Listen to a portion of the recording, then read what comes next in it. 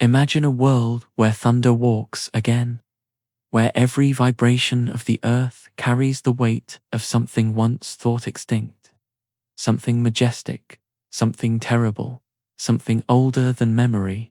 What if, in the quiet corridors of science, a cell stirred? What if bones began to bloom again into muscle? What if the past was no longer buried, but reborn? Tonight, we close our eyes and drift into a reality where the reign of reptiles returns, where cities echo with prehistoric bellows, and humanity awakens not just to wonder, but to fear, awe, and transformation. Lay back, let your mind unravel. Let's explore.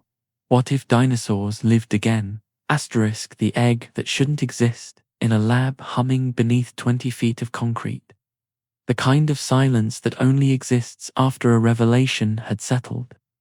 The kind of silence where the world holds its breath not because of fear, but because of disbelief. On a slab of stainless steel, under the dim blue glow of a containment light, sat a thing that didn't belong, not in this time, not in this era, not in this world. It was small, deceptively, so no larger than a grapefruit, encased in a shimmering shell of calcium, patterned like a whisper of thunderclouds, pale grey, faint speckles. But it pulsed. It pulsed. No one was supposed to activate the specimen. It was part of a fringe project: molecular resurrection, gene weaving, de-extinction, the kind of research written about in tabloids and buried in the ethics drawers of forgotten university basements. Yet here it was, beating, breathing, not machine, not simulation. Life. A scientist stood over it, Dr. Ada Norelli, pale, shaking. Her gloved hands trembled as she reached for the monitoring interface. This wasn't supposed to happen. It wasn't viable. The retroviral insert was flawed. The CRISPR sequences had collapsed during the last run, and yet, within that egg coiled something alive, something beyond her, something that bore the weight of every extinction, something that had once looked a comet in the face and lost. Her breath fogged the glass of the incubator. Heartbeat, heartbeat, heartbeat. A tiny flicker on the thermal monitor. Jesus, she whispered. But God had nothing to do with this. Asterisk, the birth of the beast, the incubator hissed. The shell, under its layer of dew, cracked not violently, but like a sigh from the past. A jagged line etched across its surface, like a timeline breaking. Dr. Norelli had seen thousands of births on screen, in zoo programs, in labs, but this was not birth. This was resurrection. A sliver of pink tongue, glistening wet, poked out, then a beak, serrated, sharp enough to whisper through bone. She stepped back instinctively, every cell in her body screaming wrong, but her mind too entranced to flee. The creature emerged slowly, struggling against gravity, its limbs weak but patterned with power. Feathers, not quite scales, not quite fur, a hybrid of eons. Its eyes opened, not yellow, not black, but amber, molten, amberantine, unreadable. It saw her, and for the first time in 65 million years, a dinosaur saw a human. It blinked. She wept. Asterisk, Jurassic Ecozin, the days that followed. The creature didn't cry. It didn't shriek. But at night, it would hum, a low, rhythmic vibration deep in its throat like thunder trapped in a cavern. Dr. Norelli recorded it, ran audio scans. The patterns were too precise to be random, too repetitive to be instinct. They were memories, ancient migratory calls, morning songs, warnings. She fed them into neural network decoders. The AI stuttered. It labeled them unknown language, But it wasn't a language of words. It was the language of extinction, of something ripped from history, gasping for belonging. And in a room full of machines, a lone creature hummed to a world that no longer existed. Asterisk, the forgotten sunlight 3 weeks in, it was allowed its first exposure to natural light. They wheeled its enclosure onto the rooftop. Early morning, clouds parted, and as sunlight hit its body, something happened. It froze, breathless, awestruck. Its feathers shimmered, its nostrils flared. Then it chirped a single note, high, pure. Then again and again it was singing to the sun, as if it recognized it. And perhaps it did. For this was the same sun that had once cast shadows across its kind, the same sun that had watched them rise and watched them fall. In that moment, she realized this creature was not a stranger to our world. We were strangers to its asterisk. Human eyes on ancient skin sheet touched it at first, just gloves, then bare skin. Its hide wasn't rough like imagined. It was layered soft underneath, muscular, warm, alive. It looked at her, unblinking. She felt the weight of evolution, of extinction, of cosmic accidents and mammalian luck collapse into that gaze. This wasn't just a beast, it was a mirror, showing humanity what it had. Replaced asterisk memories in muscle. Its movements grew more refined, less clumsy, more deliberate. When placed in obstacle courses, it navigated like it had done so before. In simulations of forest terrain, it paced like it knew every tree.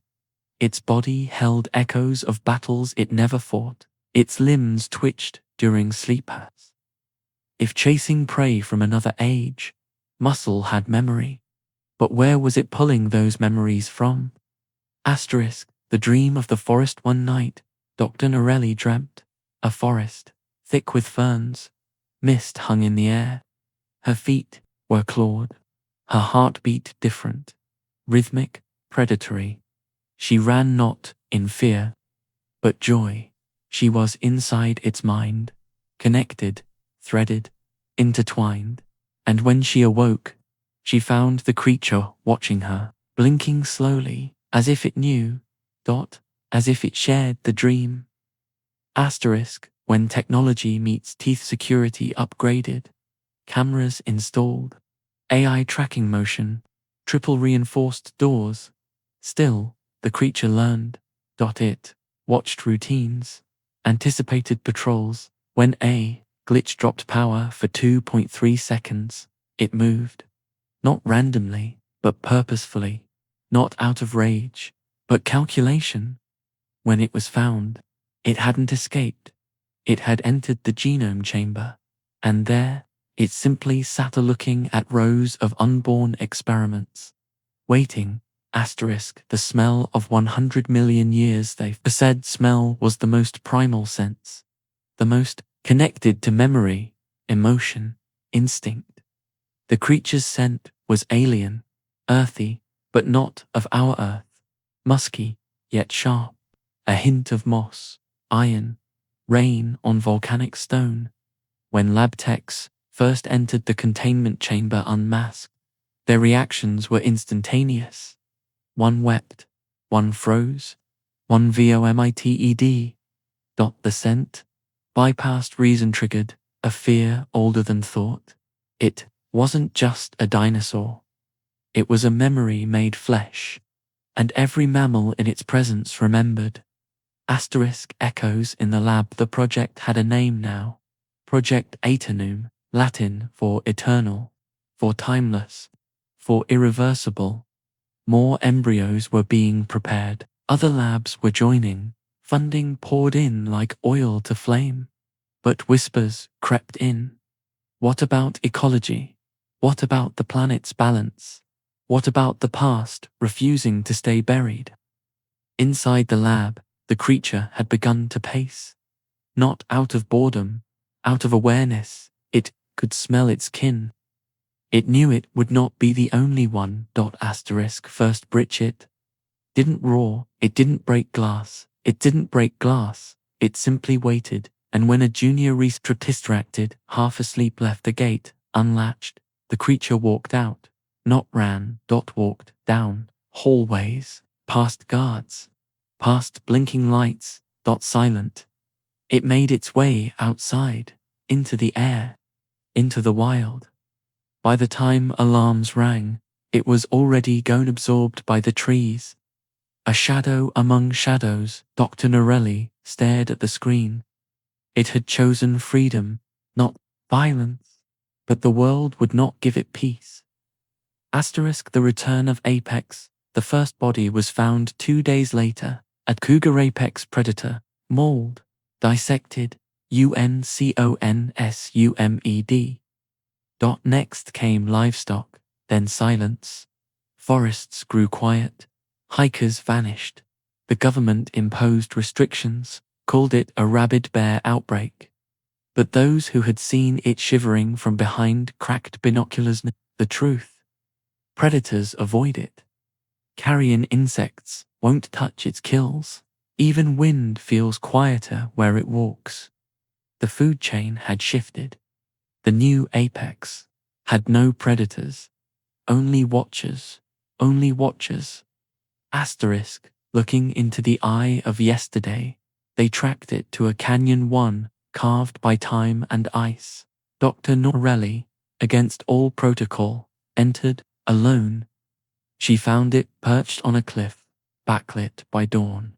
It turned, and in that moment, she saw not a monster, not a beast, but time itself, unwilling to be forgotten, unwilling to stay buried. It blinked. She blinked. And in that silence, everything changed. It had seen her as kin. She had seen it as mirror, not predator, not prey, but witness to what was lost and what was now returned. A world rewritten. The egg has hatched. The first dinosaur has escaped. But what happens next is not chaos, it is transformation. Society, nature, and the human psyche must now coexist with the impossible. When the wild remembers itself in the first forests to be walked by prehistoric feet, something ancient stirred, not just the creature, but the land itself. The plants leaned, the wind bent, the soil whispered. Ecologists first dismissed it as anecdotal. Animals relocate. It's seasonal, they said. But trail cams caught what words could not explain. Wolves retreating without a sound. Bears climbing trees not out of hunger, but deference. Birds circling a canyon in unison twice a day, as if in reverence. The wild was not scared. It was remembering. Somewhere deep in evolutionary DNA, life had logged the hierarchy, and now it was restoring it. For 6.5 million years, trees had grown tall without bowing. But now, they bent again. The memory of predator returns in a town near the mountains. Dogs began howling at 3:17 a.m. every night, exactly, without fail. Security lights flickered. Cattle formed circles. Even insects migrated unnaturally. And then came the shadows. Too fast for cameras. Too smooth for drones. Too real for denial. Survivors spoke of eyes that glowed not red, not yellow, but something older. Eyes that saw backwards through you, behind you, into your past lives. Predator was no longer a threat. It was a concept. A theology. Children drew them in school figures with tales and prayers. Some whispered before sleep, not to be spared, but to be acknowledged, not prey, not sacrifice. Witness. Cities in the shadow of beasts. The first public sighting occurred in downtown Kyoto. Not a violent entry, no rampage, just presence. A titan feathered with earth tones. Its neck stretching above towers, its claws curled not in attack, but curiosity. People froze, cameras blinked. Time, HICCUPED. Then, it turned and walked away, vanishing into a construction zone like a ghost. No blood, no sound, just seismic humility. In the weeks that followed, city blueprints changed. Overpasses became observation decks. Skyscrapers added theropod clearance regulations. They weren't fighting them, they were adapting. In one press conference, a mayor bowed deeply and declared, "We are not their masters. We are their neighbors." Conversations in Paleogene tongue. There was a child named Elamute since birth. He lived in a quiet hill town in Argentina, where one of the early escaped dinosaurs, a Deinonychus, had claimed the pine valleys as its roaming ground. It did not attack. It simply was. Eli watched it every day from his rooftop, clutching a notebook in which he scribbled spirals. The townspeople were cautious, reverent even. They'd stopped cutting wood, stopped hunting game. They believed it brought something sacred. Then, one day, Eli vanished for 6 hours. When he returned, barefoot and soaked in pine sap, he spoke his first word, a low, rasping syllable, a guttural phrase that none could translate. But when he spoke it again across the valley, the dinosaur turned, not in threat, in acknowledgement. It looked at him, and it responded, with a pulse in its throat that shook the tree line. The boy wept, his mother fainted, and linguists from every corner of the earth descended. The Paleogene tongue, they called it. A possible, residual echo of neural signaling embedded in genetic memory, something between sound, vibration, and intention. Other children soon began to mimic it in sleep. We weren't teaching them, we were remembering through them, as if language was not linear but circular, and time did not speak forward, but in spirals. The genetic gospel, the Vatican, issued a statement, so did Mecca, so did the Tibetan High Lamas. But no theology could quite grasp the implications of the third Genesis. Scientists, now termed post-Darwinists, had sequenced the genomes of nearly 90 new species cloned from fossil residues, egg membranes, and fragments of amber. But they hadn't created life. They'd reopened it, like a scar retorn, to let out trapped memory. That there emerged a new continent, violent but devoted. The chorus of bone, they called themselves. They tattooed themselves with amber ink. They chanted in the dark. They carried bone flutes carved from long extinct thigh bones of hadrosaurs. They believed that dinosaurs were not beasts, but keepers of forgotten intelligence, not just instincts, but philosophies encoded in muscle fiber and cellular resonance. Some called it madness, others revelation. One temple in Iceland reported synchronized dreams, worshippers, all dreaming the same swamp, the same sunless sky, the same enormous eyes, looking down upon them with compassion. Scientists warned of mass hysteria. Sleep neurologists disagreed. "We are not dreaming madness," one researcher wrote. "We are dreaming someone else's truth." Forests that walking the Amazon. Something unprecedented happened. Rainforest canopies began to shift in patterns no meteorological model could predict. Entire patches of forest moved not from wind, not from fire, but from intelligent pathing. Satellites showed trees parting in precise spirals, streams redirected in labyrinthine arcs, insects migrating in geometric pulses. The cause, not weather, but migration. A herd, if it could be called that, of sauropods. Long-necked dreamwalkers of the past had emerged from the deep jungle, covered in moss, silent, slow. They did not destroy the forest. They choreographed it. Where they walked, vegetation followed. Where they slept, ecosystems reformed. Their feet pressed new riverbeds. Their bellies scattered spores once thought extinct.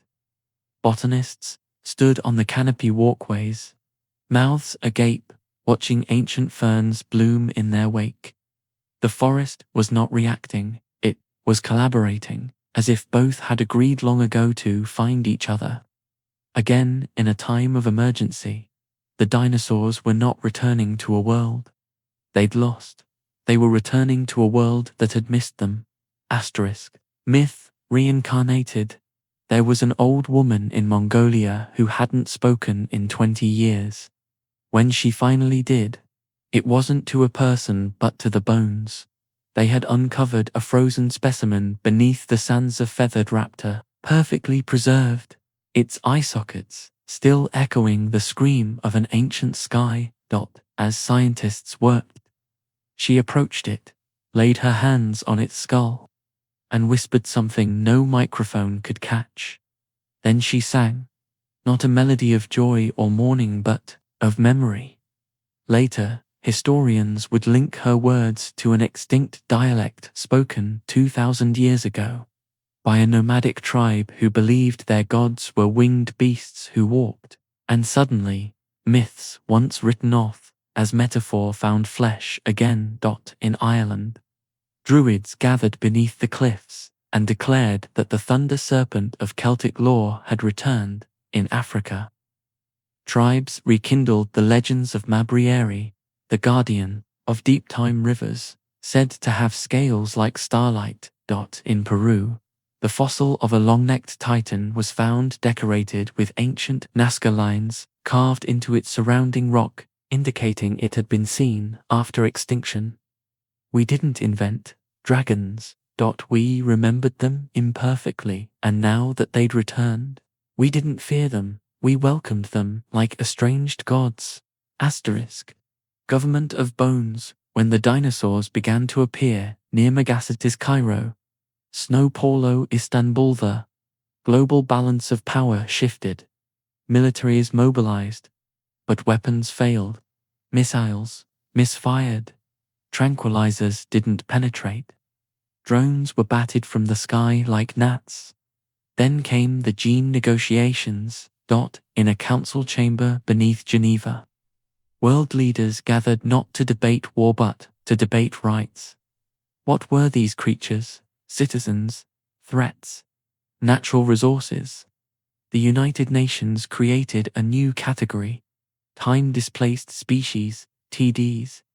Biologists were appointed as delegates, not generals, not diplomats.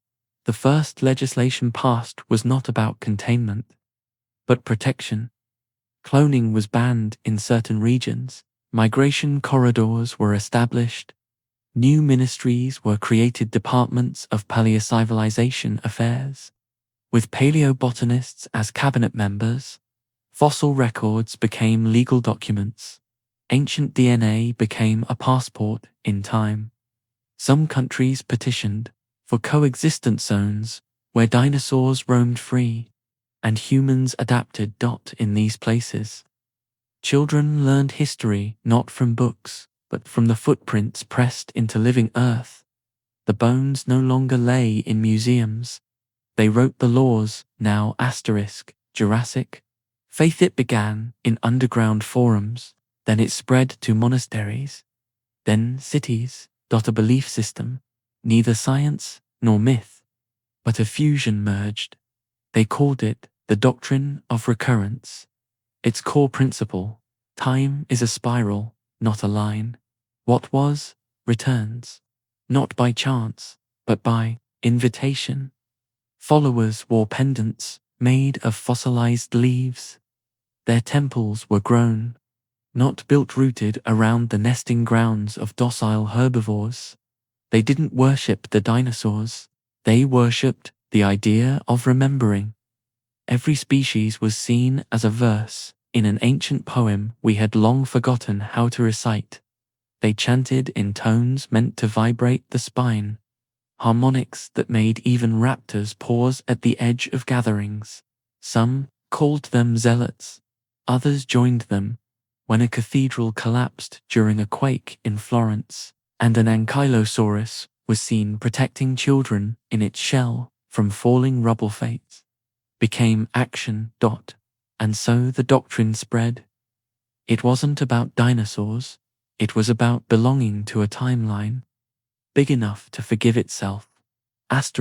Children of the clones. They weren't just reborn, they were replicated in underground labs across the world. Unregulated biotech groups had begun creating their own lineages of dinosaurs, not just resurrecting ancient genomes, but modifying them.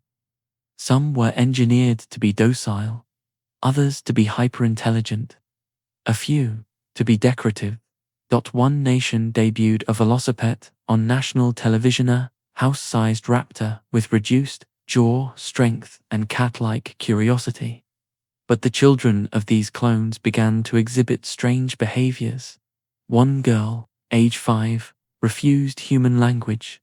She chirped, she hissed, she built nests from her blankets. A boy in Seoul drew spiral maps that matched migratory paths of species not yet discovered. Some children began calling these creatures not dinosaurs, but cousins. They claimed to dream of lives not their own, hunting, flying, hiding beneath prehistoric moons. Neurologists discovered overlapping brainwave patterns between cloned species and the children raised near them. Theories emerged: shared quantum entanglement, cross-species empathy, genetic sympathy. Or perhaps, children hadn't adapted to the new world. They had always belonged to it. It was the adults who had forgotten. Climate of the colossal, the Earth began to change not because of destruction, but because of rebalancing. Where large sauropods moved, cloud systems followed. Their heat signatures created new microclimates. Their waste, though biologically sterile, was rich in seed propagation. Plant species, thought extinct, began reappearing, and with them, new insects, new fungi, new predators. Meteorologists struggled to explain how rainfall increased 400% in the Alps, or why Arctic tundras began to grow ferns overnight. Paleoclimatologists, long dismissed, were now at the helm of climate councils. The dinosaurs weren't damaging the Earth, they were rebooting its weather. A man in Brazil built a weather station specifically to track pterosaurs, believing their migration patterns would predict rainfall. He was right in time. Entire weather models were replaced with biological algorithms based on dinosaur movement.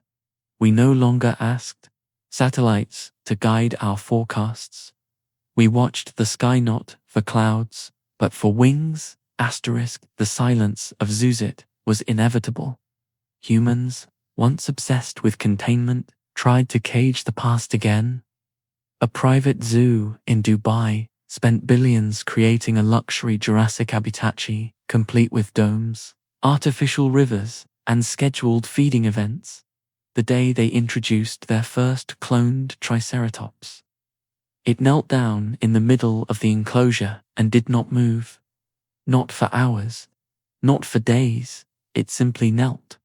Staff scanned it, fed it, prodded it. No response. Then came the others, feathered theropods, winged creatures, herds of duckbills, all knelt in stillness. It wasn't protest, it was mourning. And then came the silence. No chirps, no bellows, no sound. Every creature, in unison, had gone quiet. Visitors stopped coming. The zoo shut down, not because of danger, but because no one could bear the guilt. After thousands of years, the animals we tried to own had finally taught us what freedom looked like. Stillness, dignity, refusal, time's moral compass. A philosopher once asked, if we could bring back the past, would it forgive us or punish us? Now that dinosaurs walked among us, humanity faced a moral vertigo. Some argued that reintroducing them was arrogance, a sin against the timeline. Others believed it was repentance, a chance to honor what we had forgotten. But neither science nor law had prepared us for the emotional dissonance. The first man prosecuted for killing a cloned raptor did so in self-defense. But he cried when the verdict was read, not from guilt, but because he felt like he had murdered history.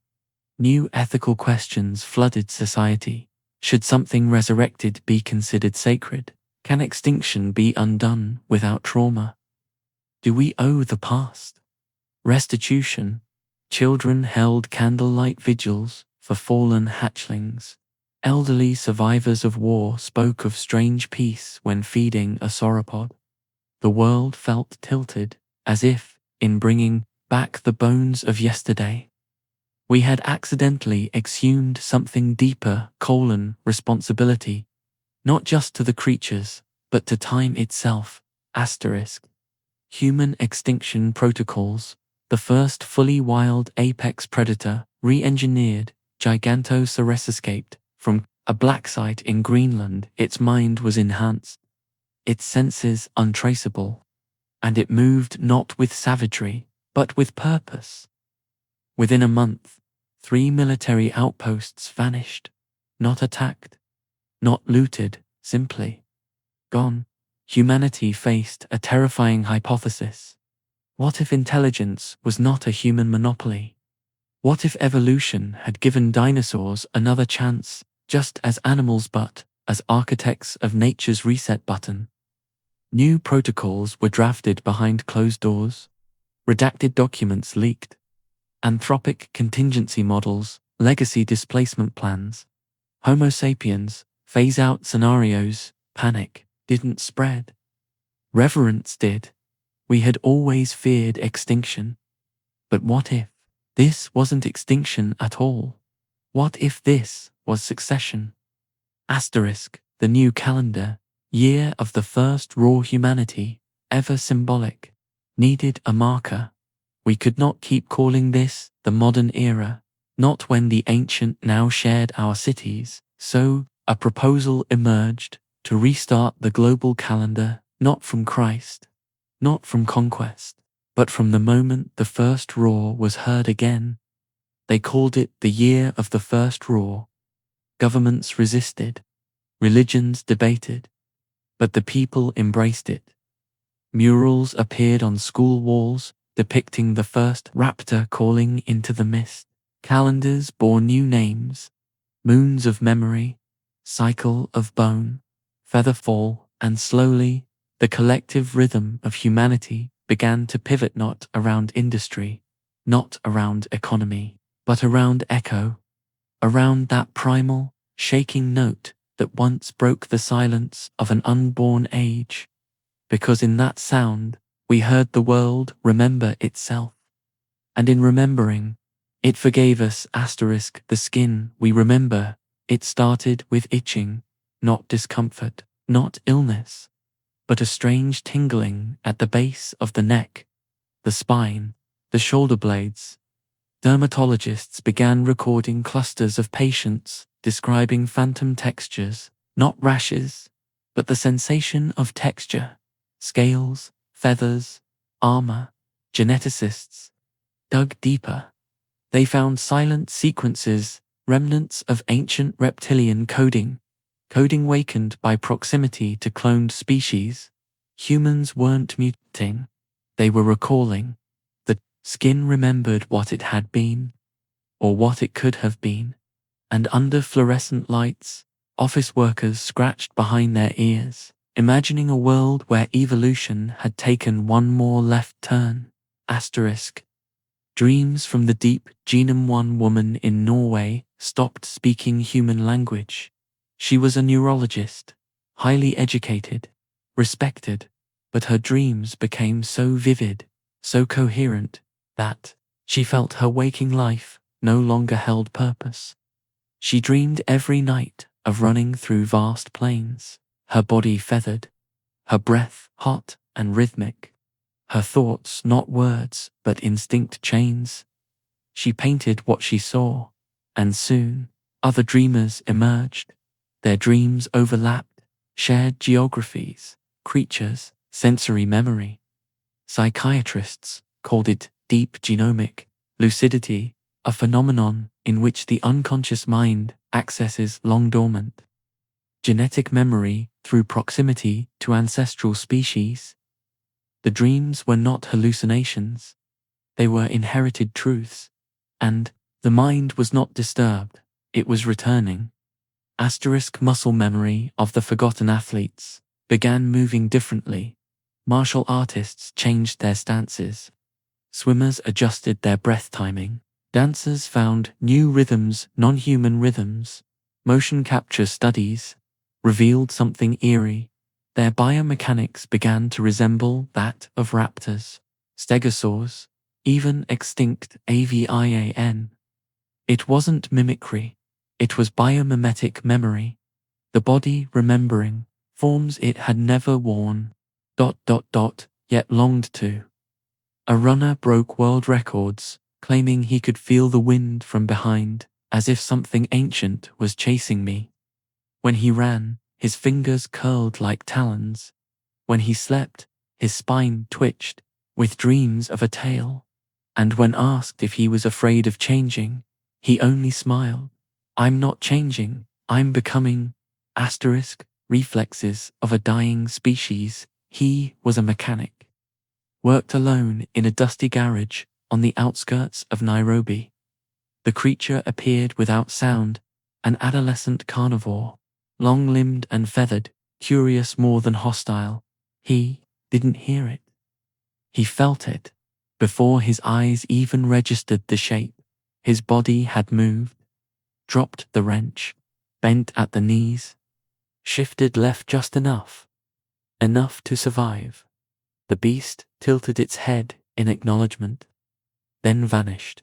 When interviewed, he didn't describe fear, he described recognition.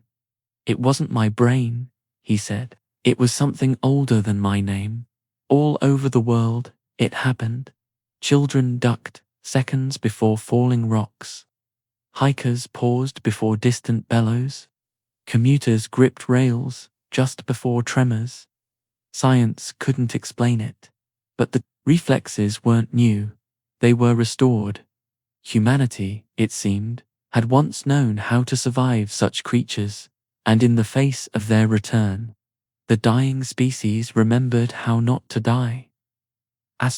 Ancestors in the mirror. A child stared at her. Reflection in a museum. At herself.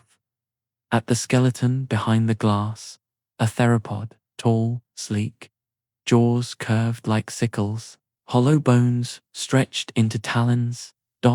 And the child wept, not from fear, from familiarity. Geneticists had always known we shared a past, that birds were descendants, that mammals had once feared the shadows where claws whispered, but now it was emotional. Looking at the creature behind glass didn't feel like education. It felt like looking into a grandparent's portrait, eyes sunken, yet eternal, jaws silent, yet instructive. A professor gave a lecture on evolutionary parallels. No one listened, because outside, a flock of feathered creatures circled overhead, softly cooing, gently watching. The future no longer looked linear, it looked reflective. The crooked staircase of evolution. Darwin imagined a tree, branches of adaptation flowing upward. But now, the tree had twisted. Dinosaurs, once considered failed branches, now stood beside us, not below, not behind, but beside.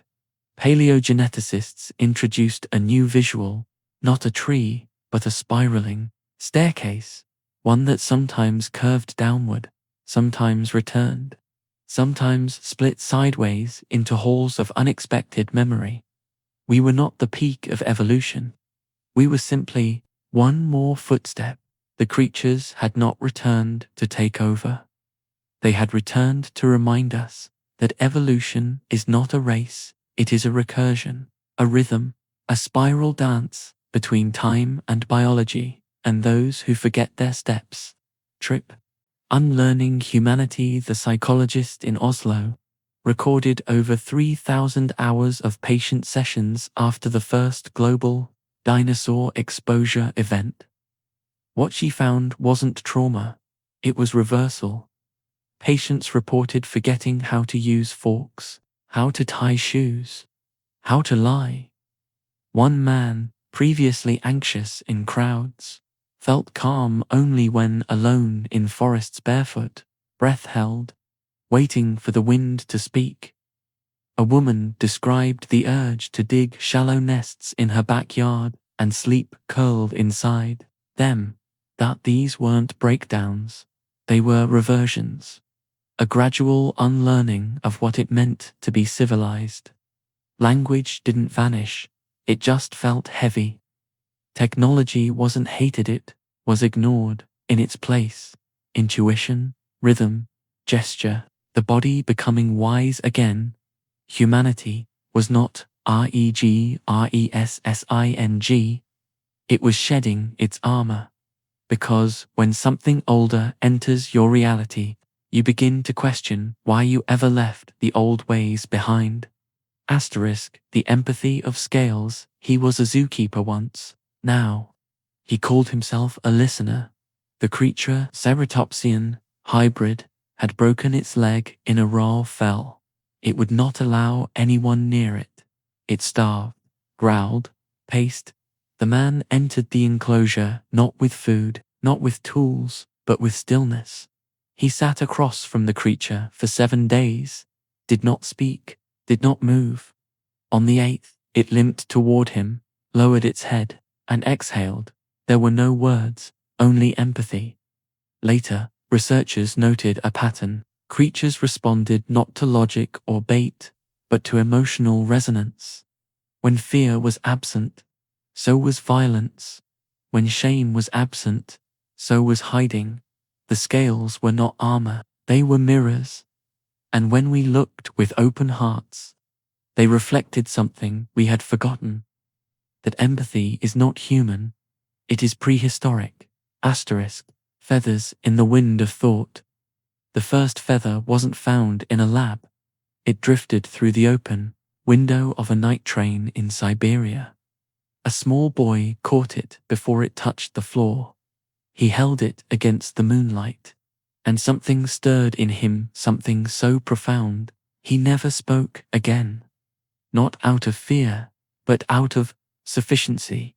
He didn't need words, because the feather had said everything. Soon, feathers appeared across cities, on windowsills, in elevators, tucked in books, falling gently into outstretched hands.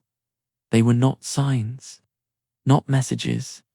They were reminders of silence, of softness, of sky.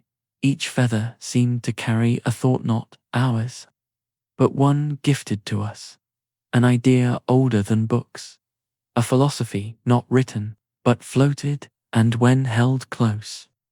Some people swore they heard whispers, not voices, not voices, just wind, telling them they belonged. Homo extinctus. A premonition. The phrase began as graffiti. Homo extinctus, spray-painted on university walls, carved into trees, written in fog on bathroom mirrors. But it wasn't vandalism. It was prophecy. Scientists noticed something odd in long-term biometric data, heart rates dropping across populations, stress markers declining, cortisol stabilizing, not due to therapy, not due to medication, due to proximity. People near dinosaurs were calmer, not relaxed, but resolved, as if the subconscious understood. This was not our world anymore. We were not being replaced through violence, we were being released. The age of man had not ended in fire or war, it had ended in relief. Somewhere deep in our DNA, a part of us had always known. We were temporary, caretakers, bridges, and maybe, just maybe, We had held on too long. When instincts become language in southern India, researchers observed a strange phenomenon. A group of schoolchildren had begun communicating without words, using clicks, chirps, glances, and breath. Their teachers thought it was a game, until they realized the children were conveying full, complex ideas, emotions, warnings, humor. One child described a dinosaur approaching before anyone else heard it. He said, "I didn't hear it. I felt it in her glance." Linguists called it pre-verbal emergencer, potential regression to an instinctual communication model. But it wasn't regression. It was evolution sideways, a system of meaning built on proximity, pulse, and presence. When the raptors returned, they responded to this form. They paused, they tilted their heads, they understood, and maybe we always did too. Maybe words were the training wheels of thought, and now we were learning to run again.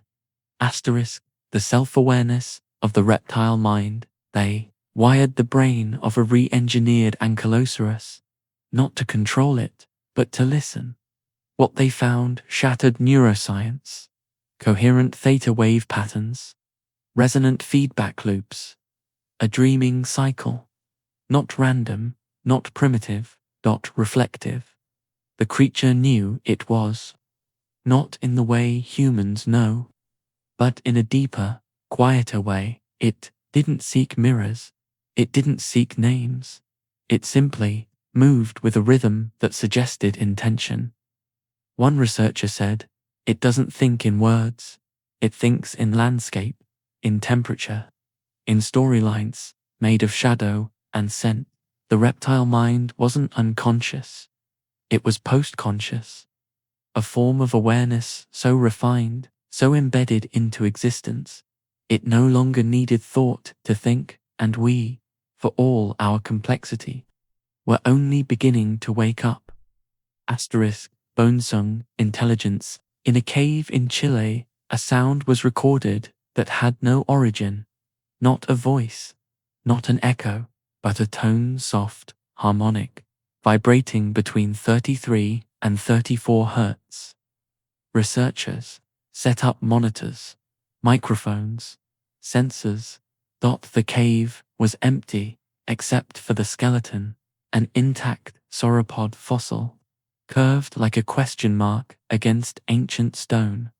One night, under moonlight, the sound returned, and this time it harmonized with itself. Frequencies layered, vibrations stabilized. It wasn't random, it was intentional. The bones were singing, not through wind, not through pressure, through memory. A kind of intelligence not stored in brains, but in structure, as if the architecture of the dinosaur held its own wisdom, not in thoughts, but in tone. And those who sat in the cave long enough began to dream differently. They awoke, humming. Rebirth, in reverse. The first human child born in a cohabitation zone came out with toes curved slightly inward, like talons. Doctors said no anomaly, no disorder, just different. The child's eyes were wide for months, tracking things no one else could see. At age 2, he began mimicking the calls of nearby herbivores. At age 4, he stopped speaking entirely, not out of trauma, out of contentment. His parents noticed he preferred nests of blankets, flickering lights, and being near slow, breathing giants. His drawings weren't of people, or cars, or buildings. They were of rivers, of feathers, of moons hidden by fog. He was not broken. He was being born in reverse, not devolving, rediscovering.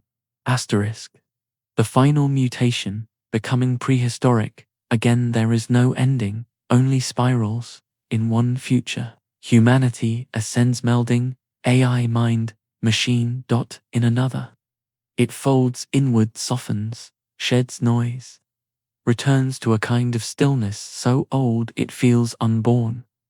Some say we will evolve beyond biology. Others believe we will become Earth again in the final projection of the new evolutionary model. Humans did not go extinct. We became smaller, quieter, more intuitive. We listened more than we spoke.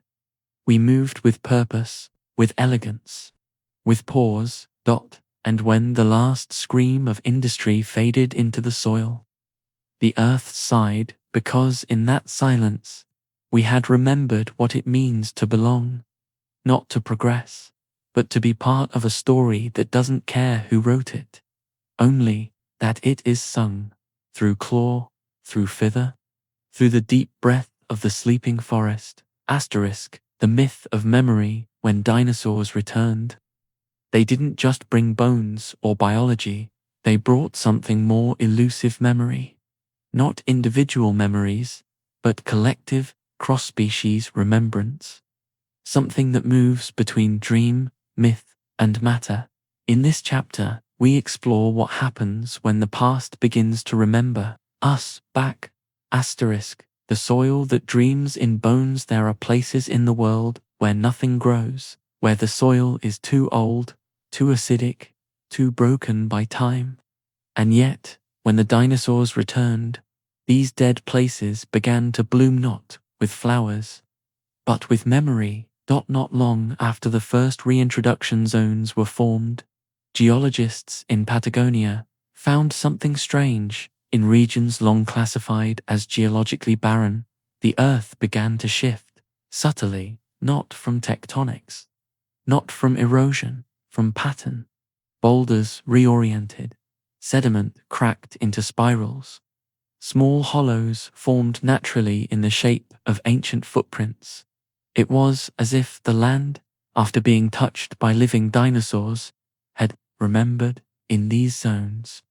Audio sensors detected subsonic vibrations, pulse rhythms between 9 and 11 Hz, just below the range of hearing, constant, repeating.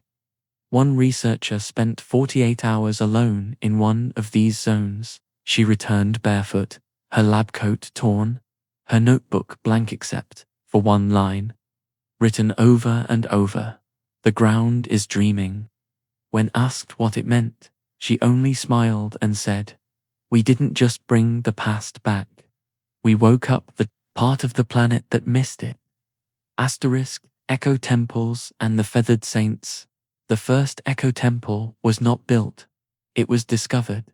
A natural cavern somewhere in Kazakhstan. Inside, walls covered in strange, recursive patterns, not by human hands, but by claws. Fossilized, they spiraled inward, layer upon layer of scratched geometry. Archaeologists were baffled. No known species should have possessed the intelligence for this level of structure. No tool use, no writing, and yet, this was not chaos. This was ritual. Soon, across the globe, similar sites emerged. Places where raptors had gathered not for hunting or nesting but for pattern making.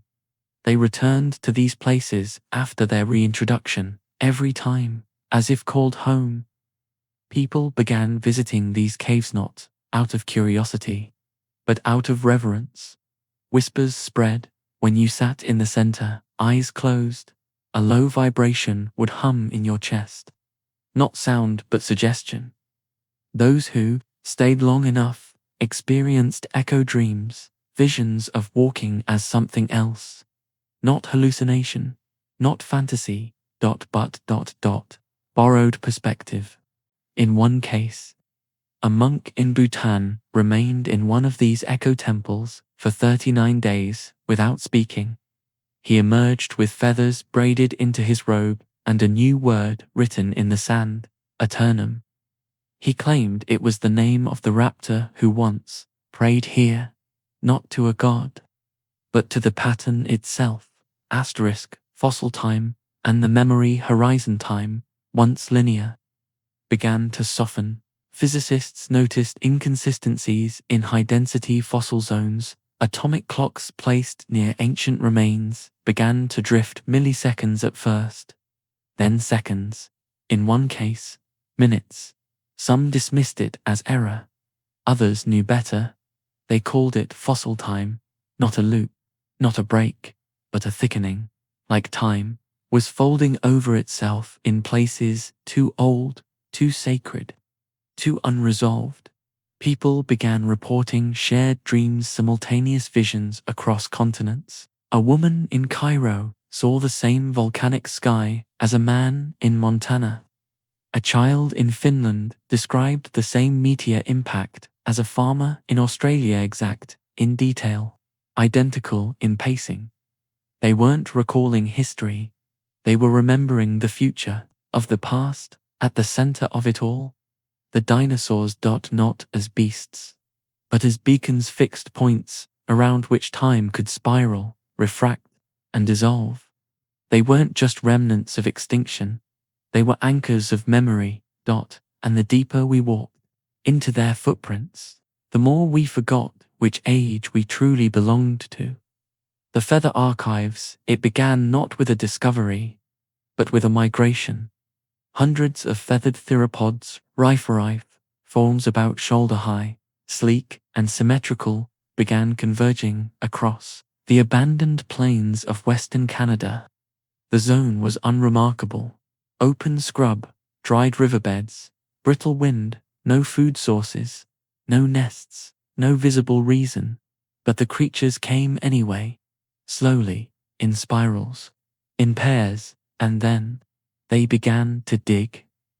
For 2 weeks, satellite feeds tracked them from above. Each used its talons, not for hunting or defense, but for precision scraping, uncovering thin layers of sediment, each marked with delicate patterns, concentric rings, hash marks, sunburst curves. No symmetry, no repetition, but meaning. Paleontologists were skeptical. Instinct, they said. It's just nesting behavior. But then the drones arrived, and what they captured changed everything. Beneath the topsoil lay thousands, tens of thousands of fossilized feathers, not preserved, CHAOTICALLY, catalogued, layered in spirals, grouped by type, indexed in depth. This wasn't nature. This was a library, a feather archive. Each feather, when carbon scanned, revealed biochemical trace smells, pigments, molecular memory structures previously unknown. Scientists likened them to pheromonal data packets, as if each feather wasn't just a remnant, but a memory capsule. And the raptors, they were retrieving them, handling them with their mouths, placing them side by side, laying among them, sleeping on them. It was reunion, not with kin, with self. Weeks later, a sound began. Not a growl, not a shriek, but a choral clicking. One by one, the creatures lifted their heads and began a synchronized call, bone-chattering rhythm, like fire cracking over ice. It echoed across the plains and triggered seismic monitors. Geologists, confused, detected tiny tremors in fossil layers, buried bones, vibrating at the same frequency, as if responding, not to the sound, to the memory of the sound. A poet who witnessed the event from the ridge above wept uncontrollably. She said, "I felt like I was watching a species attend its own funeral and its own birthday at the same time." And when asked what she would call it, she replied, "This is not a migration. This is ancestral data retrieval. This is an archive accessing itself." The government sealed the site, that creatures dispersed. But something had changed. Satellite feeds across the globe detected similar gatherings. A canyon in Tibet, a salt flat in Utah, a ravine in Papua New Guinea. Each time, feathers unearthed. Each time, the same spiral patterns. Each time, the same call into the wind. No communication between the sites. No contact between species. Yet each one returned to the same process, as if following blueprints from within the genome itself. They weren't discovering, they were remembering. The realization it hit the scientific community like a low tide, pulling back to reveal something monstrous. These creatures did not operate on instinct. They operated on ancestral recursion.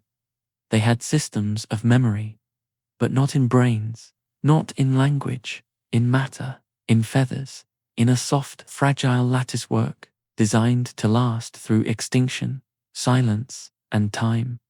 The feathers were their books, their gravestones, their warning signs, and their prayers. For weeks after, people reported dreams filled with floating feathers. Some found identical spirals scratched into wood, ice. Even human skin etched during sleepwalking. One musician claimed the calls of the raptors matched ancient stringed tunings. One mathematician wept over a spiral and said, "It's not design, it's regret." And in one sealed research note, never published but later leaked, a leading xenogeneticist wrote, "We have not resurrected dinosaurs, we have resurrected time's second memory. We gave back their bodies, ... and now they're showing us what we lost when we stopped listening." The ceremony of the returning shape, it began at 4:44 a.m. across 8 countries, across 5 continents, without warning, without signal, without planning. People awoke and stepped out into the night, barefoot, silent, unblinking. They moved in spirals. They traced paths through sand, snow, and concrete paths they could not have known. They did not speak. They did not resist.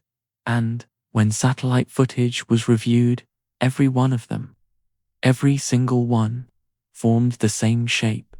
Not a symbol, not a glyph, a topographical pattern once seen in fossil trackways from 110 million years ago. It had returned, not on its own, but through us. The first spiral at the center of a quiet desert in Morocco, an anthropologist named Rainier was among them. She was known for her skepticism, rigorous, unsparing, secular. And yet, that morning, she walked into the dunes and stood, motionless, as dozens gathered around her. None of them knew each other. All had arrived without speaking. Their bodies aligned. A slow dance began, not fluid, but staccato, measured, heavy, ancient. Later she described it in her journal.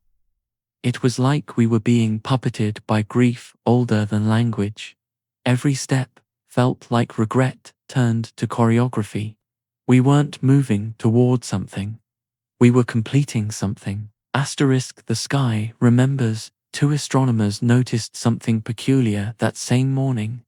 A minor shift, subtle, nearly invisible in the pattern of known stars. One constellation long forgotten, charted by an extinct Amazonian tribe, became visible again. Despite atmospheric scattering, its name, when translated, meant the one who returned in shape, not sound. This constellation, curiously, mirrored the same spiral movement seen in the waking ceremonies below. The pattern was not just terrestrial, it was celestial. Dinosaurs hadn't just shaped the earth, they had shaped our orientation to the sky. And now that they'd returned, the stars realigned. Bloodline of pattern DNA sequencing of those involved in the spiral walk revealed something new. A non-coding region long dismissed as junk was active. It contained instructions not for proteins, but for movement, specifically trajectory, as if their bodies had remembered a pilgrimage once performed by reptilian ancestors millennia ago, now resurfacing through dormant genetic instructions. And when compared to the trackway fossils from the mid-Cretaceous era, a 98.7% overlap. We had not imagined the ritual. We had inherited it. Through blood, through breath, through the silent. Contract that memory never really dies. It just hides behind the noise of modernity. Asterisk the shape that listens in a monastery atop a frozen cliff in Russia. A monk played an ancient drum to match the rhythm of the spiral walk. He found that when the frequency synced with the bodies below, the dinosaurs began to gather, one by one, silently, without threat. They came to the edge of the human spirals and stood still, eyes open, listening. They did not roar, they did not attack. They witnessed. And when the final human step was placed into sand or snow, the creatures blinked once and walked away, as if satisfied, as if they had heard what they came to hear. Asterisk, the final movement later, a child was found, drawing the spiral repeatedly onto her walls. When asked what it meant, she said, "It's the shape that lets them rest." Who? Her mother asked. The girl smiled. The ones who carried time on their backs. The ceremony of the returning shape happened only once. But those who felt it, those who moved through it, reported a strange absence afterward. Not emptiness, not loss, but a quiet sense of completion, as if some loop had finally closed, as if the past had forgiven itself, as if memory had said, "You are allowed to begin again." Asterisk, the fossil that dreamed in reverse, it sat beneath glass in a forgotten museum, tucked into the basement of a university most had never heard of, not famous, not spectacular, just a small fragment, half a skull, a sliver of claw, and a tiny indentation that had once held a brain, catalogued, tagged, forgotten. Until the dreaming began. The first was a janitor. He had worked the museum's night shift for 17 years. He knew every echo, every creaking tile, every breeze that whispered down the archive hallways. But this night, the silence changed. It wasn't empty. It was listening. As he mopped past the fossil display, something shifted, not in the room, but in his chest. A stillness that felt like gravity had turned sideways, like time had slouched forward and paused to exhale. He sat down on the floor, mop in hand, and fell asleep. His dream was not a dream. It was a memory, not his. He stood on a cliff. His body was different, longer, cold-blooded, muscles tuned for vertical movement. The sky above was violet, the air tasted of metal. Beneath him, valleys thick with ferns and fog, rivers the color of rust. He was watching something, a migration, slow, ceremonial, dozens of creatures, some towering, others silent, moving as if led by music that only the bones could hear. He felt sorrow, not his own, but something ancient, and then he awoke. On the museum floor, his cheeks wet with tears, mop fallen, heart calm. The next night, he returned early. He didn't clock in. He didn't bring cleaning supplies. He simply sat before the fossil and whispered, "I saw you." The fossil didn't move, didn't glow, but the air shifted again.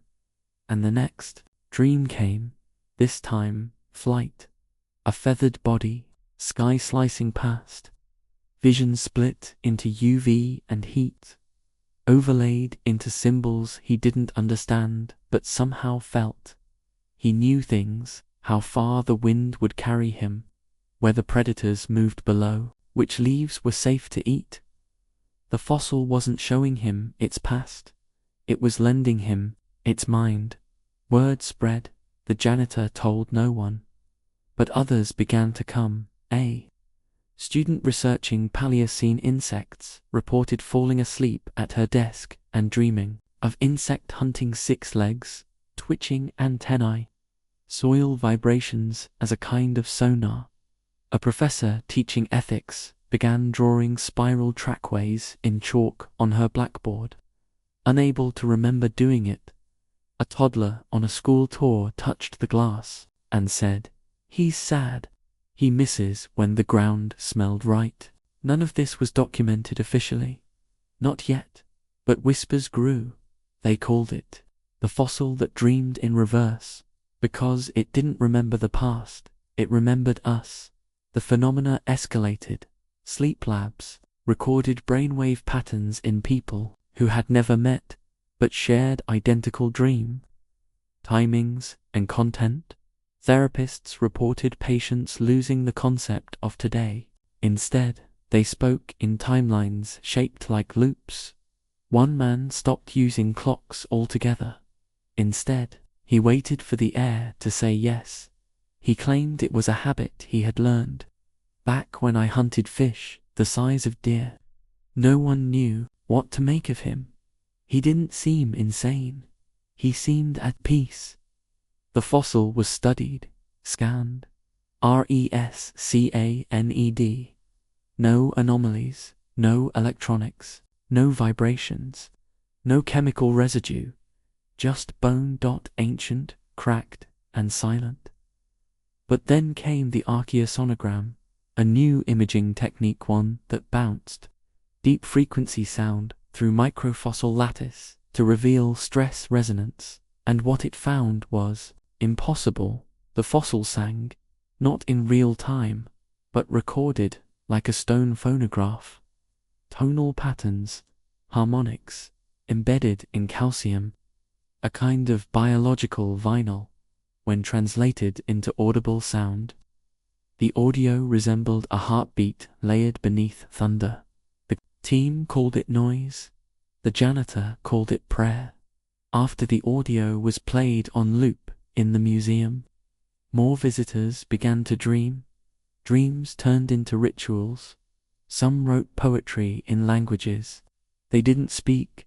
Others traced their shadows on the wall in charcoal, leaving messages like, "I saw her eyes before the comet came. He forgave us for leaving." The rain doesn't fall, it remembers. Anthropologists began to question whether the fossil was simply a fossil, or if it had always been a kind of dreamstone, not alive in body, but alive in timeline, existing backward. Calling forward. Waiting for us to slow down enough to listen. Eventually, the fossil disappeared. One night, the display was empty. No signs of breakdash in, no alarms triggered, just gone. Some say it was stolen. Some believe the janitor took it with him when he vanished. But others say it was never truly there, that it was memory made physical for a while, and when it had shown enough, when it had been heard by enough dreamers, it simply returned to wherever memory lives when it's no longer needed, and in its place, scratched into the glass with something ancient and sharp.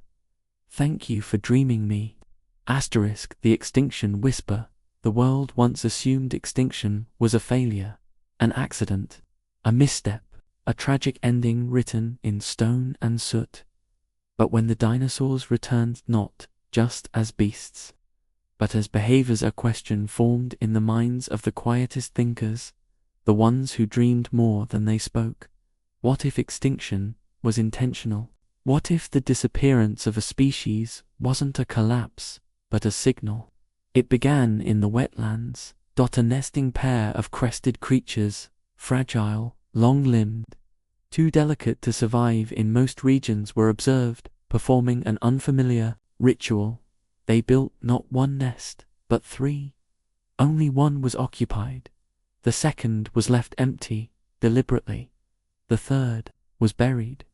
Anthropologists were baffled. Why waste energy? But when the nesting site was scanned using ultra-frequency ground-penetrating radar, they found something just beneath the third nest's soil. Dozens of spiral-shaped stones, all arranged in a perfect Fibonacci curve.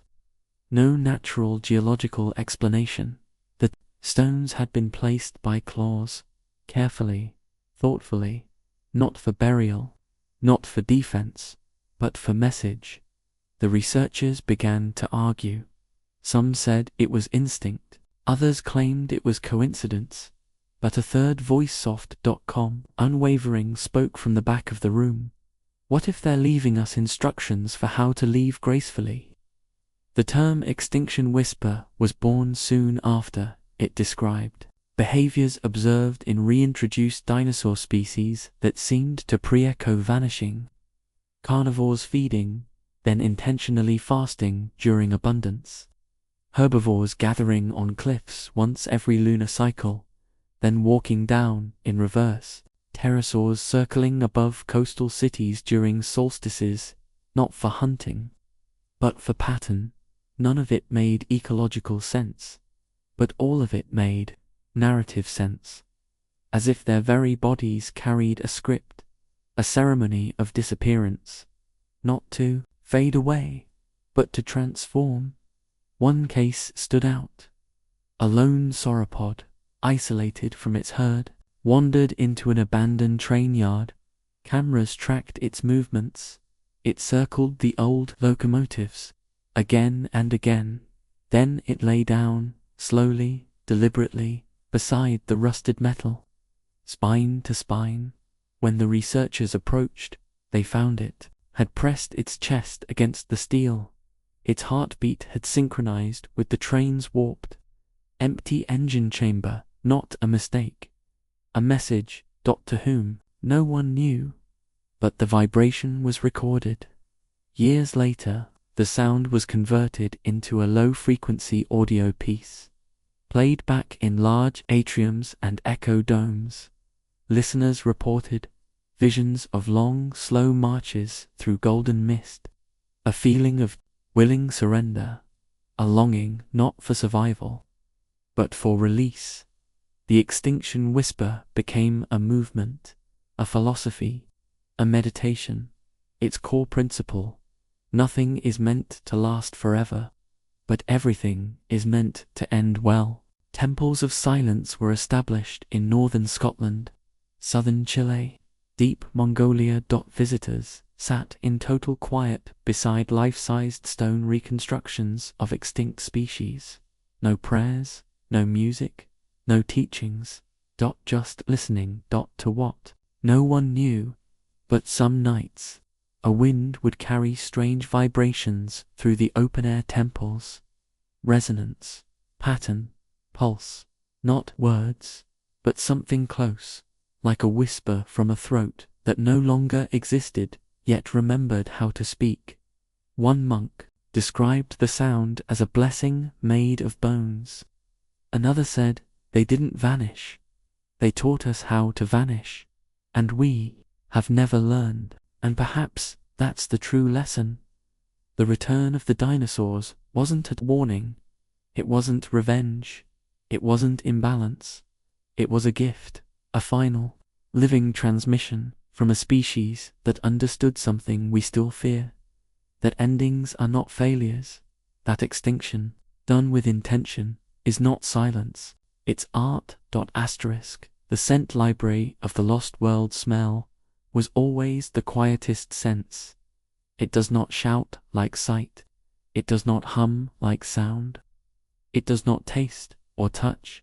It remembers. In the return of the dinosaurs, it was not the roar, the feather, or the claw that first changed humanity's rhythm. It was the smell, and it began.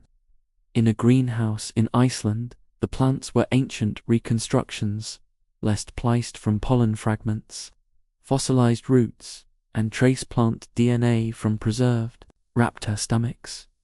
They were grown not to thrive, but to teach, to offer a glimpse of what the earth used to inhale. Among them, a spore-heavy moss with no name, a fern with leaves like twisted copper, and one flowering vine curled like a sleeping lizard's tail, which bloomed only once every 79 hours.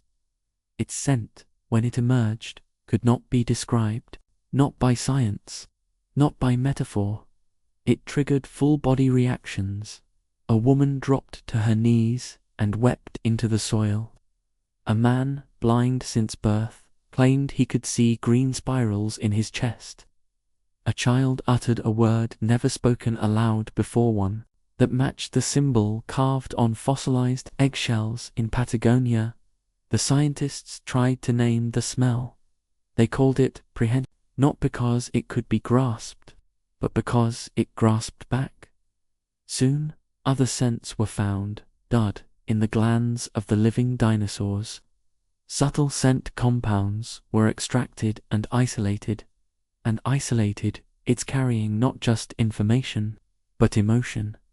There was a scent that invoked stillness, like hiding in long grass, another that caused fight-or-flight responses in mammals. One, more rarely, made people laugh softly, inexplicably, as if remembering a joke from before their birth. Neuroscientists measured these responses and found something curious. The olfactory bulb, the part of the brain responsible for smell, lit up in tandem with the hippocampus, which stores long-term memory. But the memories were not the subject's own. They were borrowed, not hallucinated, inherited, a scent from a Cretaceous flower made a paleobotanist remember walking in a valley she had never seen bare feet on ancient moss, her shadow cast by a moon not seen in 65 million years. They began calling it the scent library. Not a place, but a field of study, a method of understanding time, not through fossils or calendars, but fragrance. Each scent was treated like a scrolling, rolling emotion, terrain, and context as soon as it entered the air. Libraries were built, not with shelves, but with airflow systems and temperature control chambers. Visitors didn't read, they inhaled. Each breath a time capsule, each exhale a minor extinction. And the dinosaurs themselves, they responded when a certain scent was reintroduced into an enclosure. And oil distilled from ancient pine, the creatures moved differently, slower, more reverent, as if they too were remembering. Not their lives, but the landscapes that shaped them in time. Scent became religion. The doctrine of scent was born in Kyoto, where monks wore no robes, spoke no chants, and read no books. Instead, they walked barefoot through corridors of mist and fume, inhaling deeply. Their ceremonies involved no shared breath. They believed that through inhalation, they communed with the raw emotion of Earth's previous lives. One scent, so powerful it had to be handled in 10-second intervals, was said to contain the sorrow of the final nesting day. Another brought people to silence. No tears, no speech, just silence. The kind of silence that knows, one day, a boy exposed to a new compounder blend of extinct grass resin and feather oil stood still for 3 hours. He said nothing, moved not an inch. When he finally opened his eyes, he whispered, "We were there, you know, when they died. We just forgot how it smelled." The scent library grew, but its archivists said little. They didn't classify the scents by compound, reaction, or biology. They used only one metric. What part of the soul does this unlock? Because, in the end, the scent was not about information.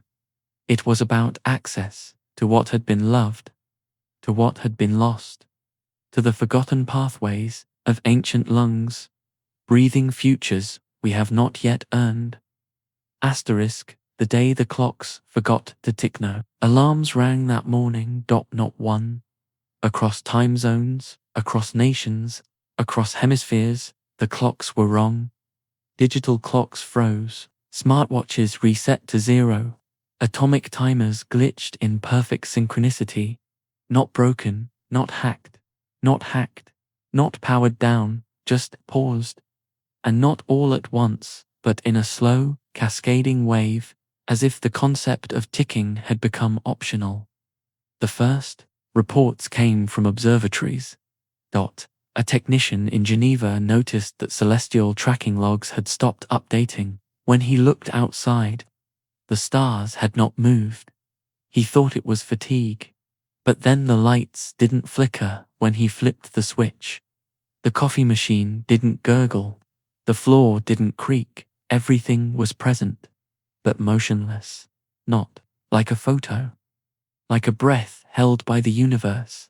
In an aviary on the outskirts of Osaka, a biologist working with reconstructed Archaeopteryx saw them all go still. Not asleep, not frightened, just still. Their feathers rose, their eyes dilated, and their heads tilted ever so slightly toward the skies. If receiving something inaudible, she recorded the silence.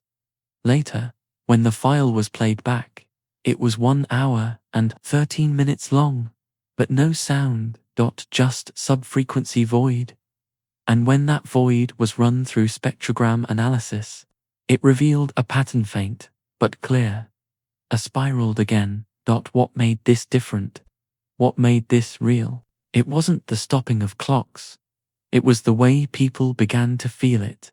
Across major cities, reports flooded in. I feel like I'm not aging. My thoughts are moving slower, but clearer. I can't remember what I was worried about an hour ago. Even the language changed in one afternoon. Linguistic databases recorded a 31% drop in use of future tense verbs. On public social platforms, people stopped saying, I will. They began to say, I am, I was, I remember. Time did not vanish. It curled as if history, no longer willing to stay behind us, folded inward and slid its hand across our backs, not to guide us, but to slow us so we could feel it breathing. Then came the still zones, pockets of the world where dinosaurs had settled peacefully, calmly became timeless.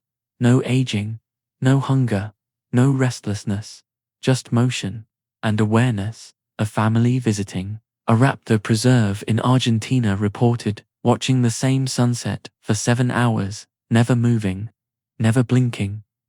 They returned, changed. The daughter stopped speaking entirely. She just drew spirals, one on every wall, one behind her ear, one inside her pillowcase. She said only once, we weren't supposed to rush. That's why they left. Theories arose that time itself was a byproduct of extinction. That once removed, the pulse of the world softened. That maybe, just maybe, we weren't experiencing the return of the past. We were experiencing the collapse of sequence. Where memories, dreams, fossils, breath, and bone all existed in one glowing filament of now.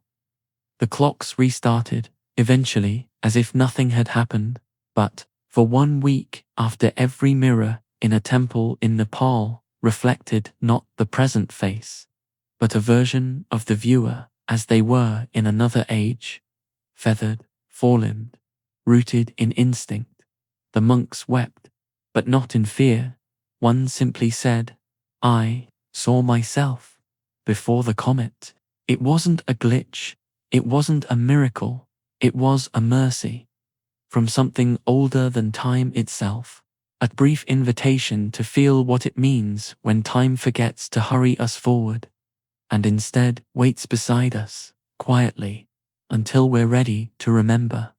The symphony of footsteps, no one noticed it. At first they were too focused on the bones, the muscle, the hunger. But when the first migration happened across the plains of the Karoo Basin in South Africa, someone watching from above noticed something strange. Not the movement itself, but the space between the movement. It wasn't chaotic, it was composed. The drones flew in silence. Dozens of herbivores below, massive, towering, quiet, there. Feet hit the ground like slow, deliberate drum beats, but when the sound was mapped over time and filtered through spatial recognition software, the migration formed a symphony, Not musical, not rhythmic, but architectural. Each pause, each step, each redirection formed shapes.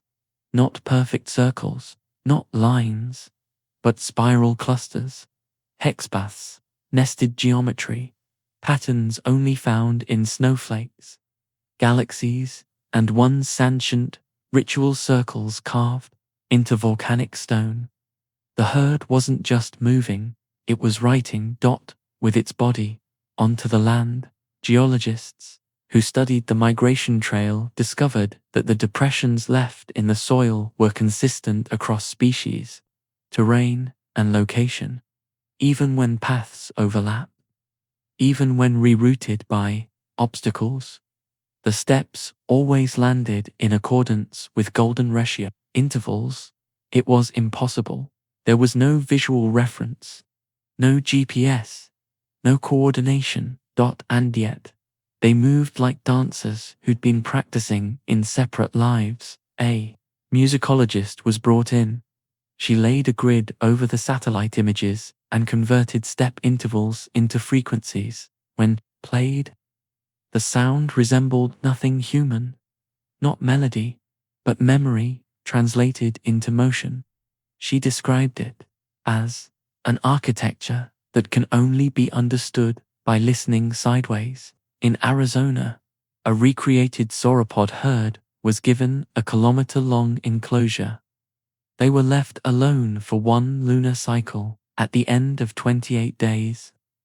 Their track marks formed a perfect double helix across the desert floor. When the site was viewed from above, the helical pattern intersected with 3 ancient petroglyphs nearby markings no one had previously understood. Each glyph now appeared to match the movement radius of a specific dinosaur species. It was not coincidence, it was correspondence. Children began mimicking the steps, not from imitation, from dreams. They walked in circles, then eights, then nested spirals.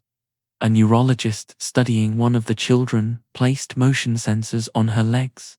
When charted, her movement corresponded exactly to the step pattern of a dromaeosaur from the early Cretaceous.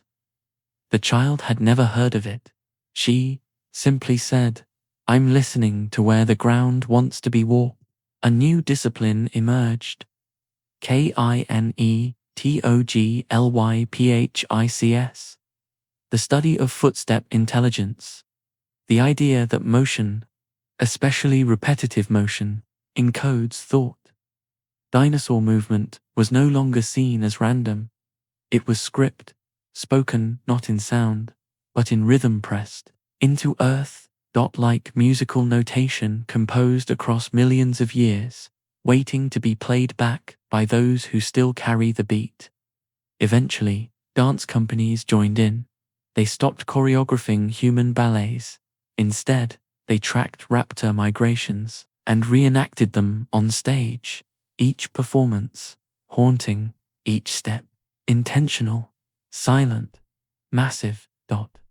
The audiences wept.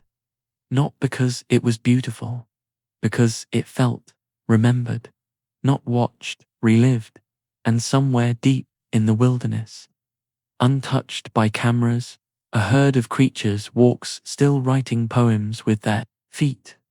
And perhaps the earth is reading them, softly, breathing them into tectonic folds, etching them into the pulse of rivers. Because before language, before fire, before history, there was the step, and in each one a memory left behind.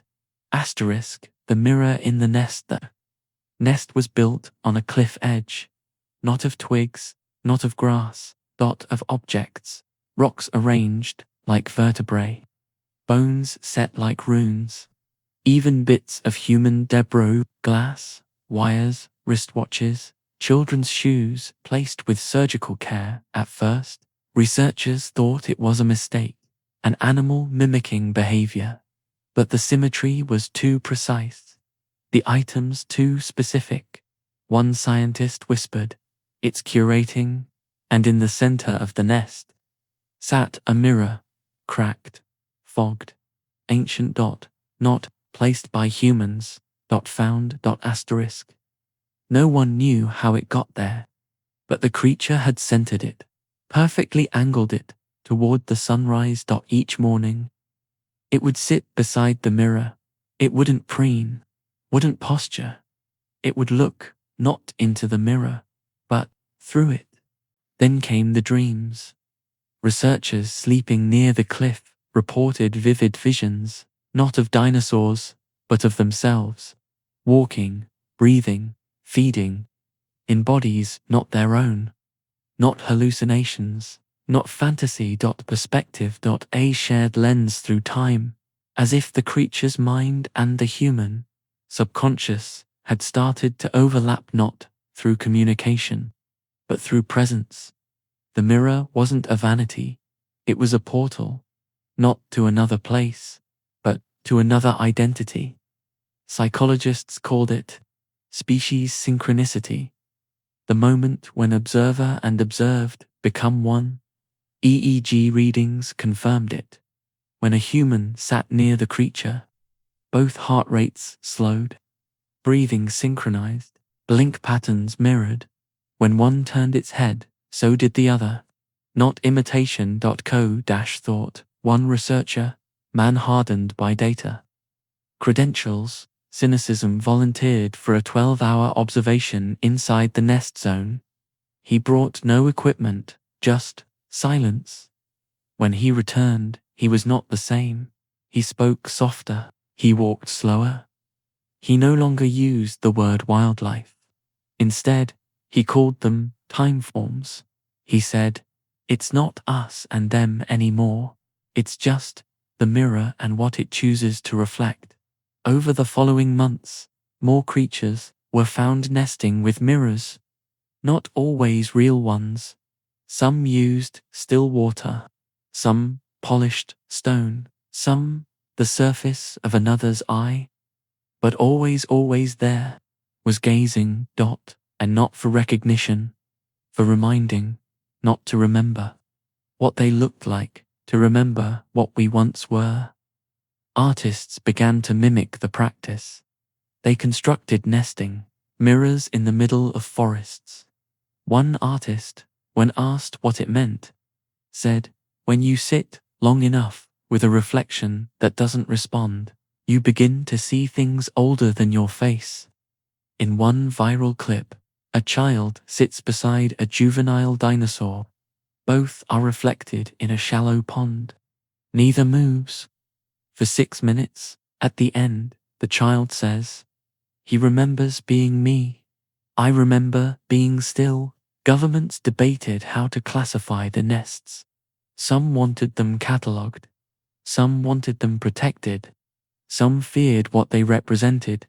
Because when two species begin to merge perception, what happens to the idea of separation, of dominance, of history?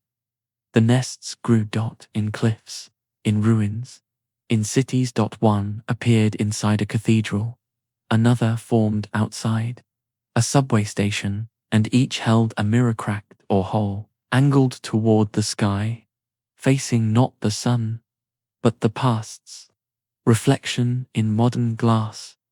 And maybe that's the point.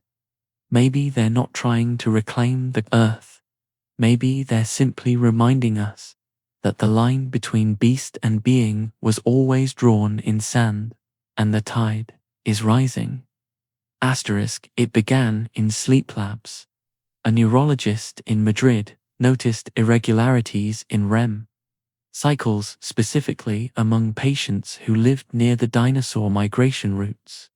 One man described dreaming of moving through trees, four-limbed, tracking, something with breath and heat. Another, an insomniac for 20 years, fell into a 12-hour sleep and awoke whispering a language that hadn't been spoken since the Yucatan Basin last smoked.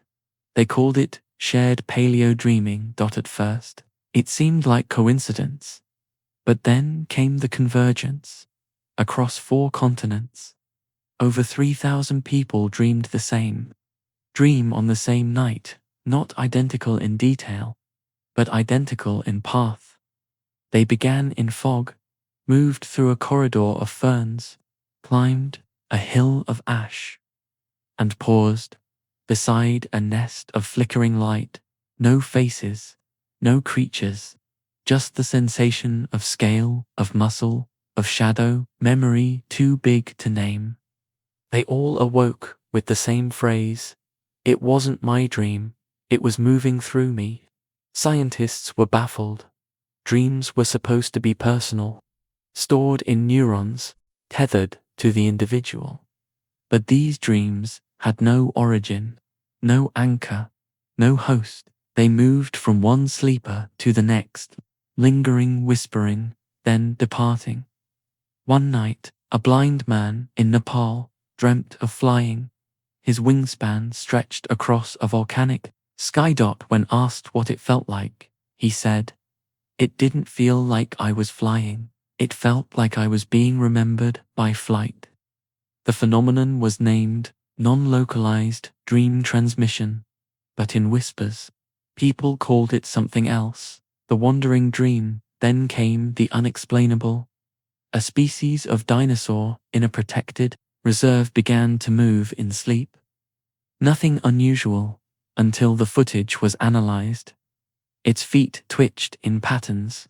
Its breathing matched the rhythm of known human sleep cycles. Its eyelids flickered in REM intervals. It was dreaming, but it hadn't interacted with humans in over 2 weeks. So how did it learn our rhythm? A researcher slept near it. She reported vivid dreams not of dinosaurs, but of being watched by sleep itself. When she awoke, the creature was standing over her. Its eyes were closed, but its body swayed in perfect sync with her breath. At first, people feared it. A dream that moved without invitation, that used minds like windows. But then something stranger happened. The dreams began to heal. Chronic insomnia vanished. Night terrors faded. People began waking refreshed, restored, as if their dreams had been taken from them and replaced with something wiser, something older, something older, something forgiving. Artists began to paint only what they dreamed, and without knowing each other, they all painted the same thing: a hill of black ash, a sleeping creature, a broken sky stitched with feathers. They titled their works "The First Memory," not because they understood it, because it understood them. Some said the dreams were prehistoric recordings, emotional fossils, drifting through collective unconsciousness. Others believed they were messages, but from whom? The dinosaurs, the earth, time itself. No one could say. But everyone agreed. These were not hallucinations. They were visits. The past knocking softly on the inside of our minds, asking to be felt, not studied. Then came the boy, age 6. He stopped speaking, but every night he laid down beside a recorder and whispered in sleep.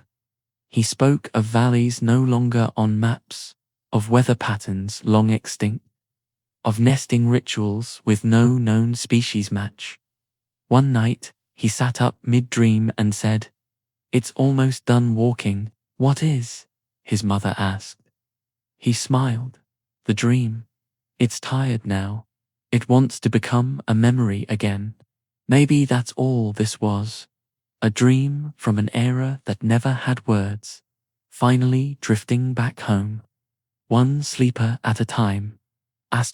The fossil that spoke backwards was found in Antarctica, frozen beneath 4 meters of ice, wrapped in volcanic glass and layered shale. An incomplete fossil, just a rib cage, a fragment of pelvis, and part of the skull's inner ear structure. But inside that fossil, not marrow, not dust, not silence, but patterned mineralization. Tiny crystal filaments, grown along the natural cavities of the bone arranged in strange lattice. a structure no natural sediment should have formed, no decay process should have left. Yet there it was, an arrangement, fractal, ordered, like circuitry, made of time. They scanned it. The usual methods showed nothing. But when exposed to infrasound, deep vibrations below the level of human hearing, the fossil responded, not audibly, not mechanically, but resonantly. It sang, and the sound wasn't sound.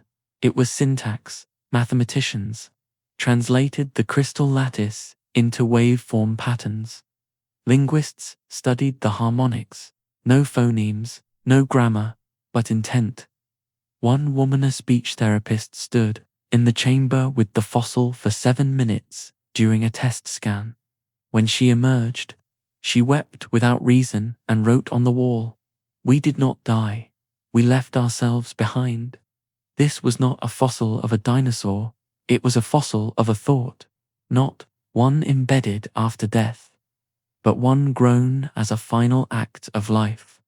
A message, not to the next generation, but to the next species, taught to us.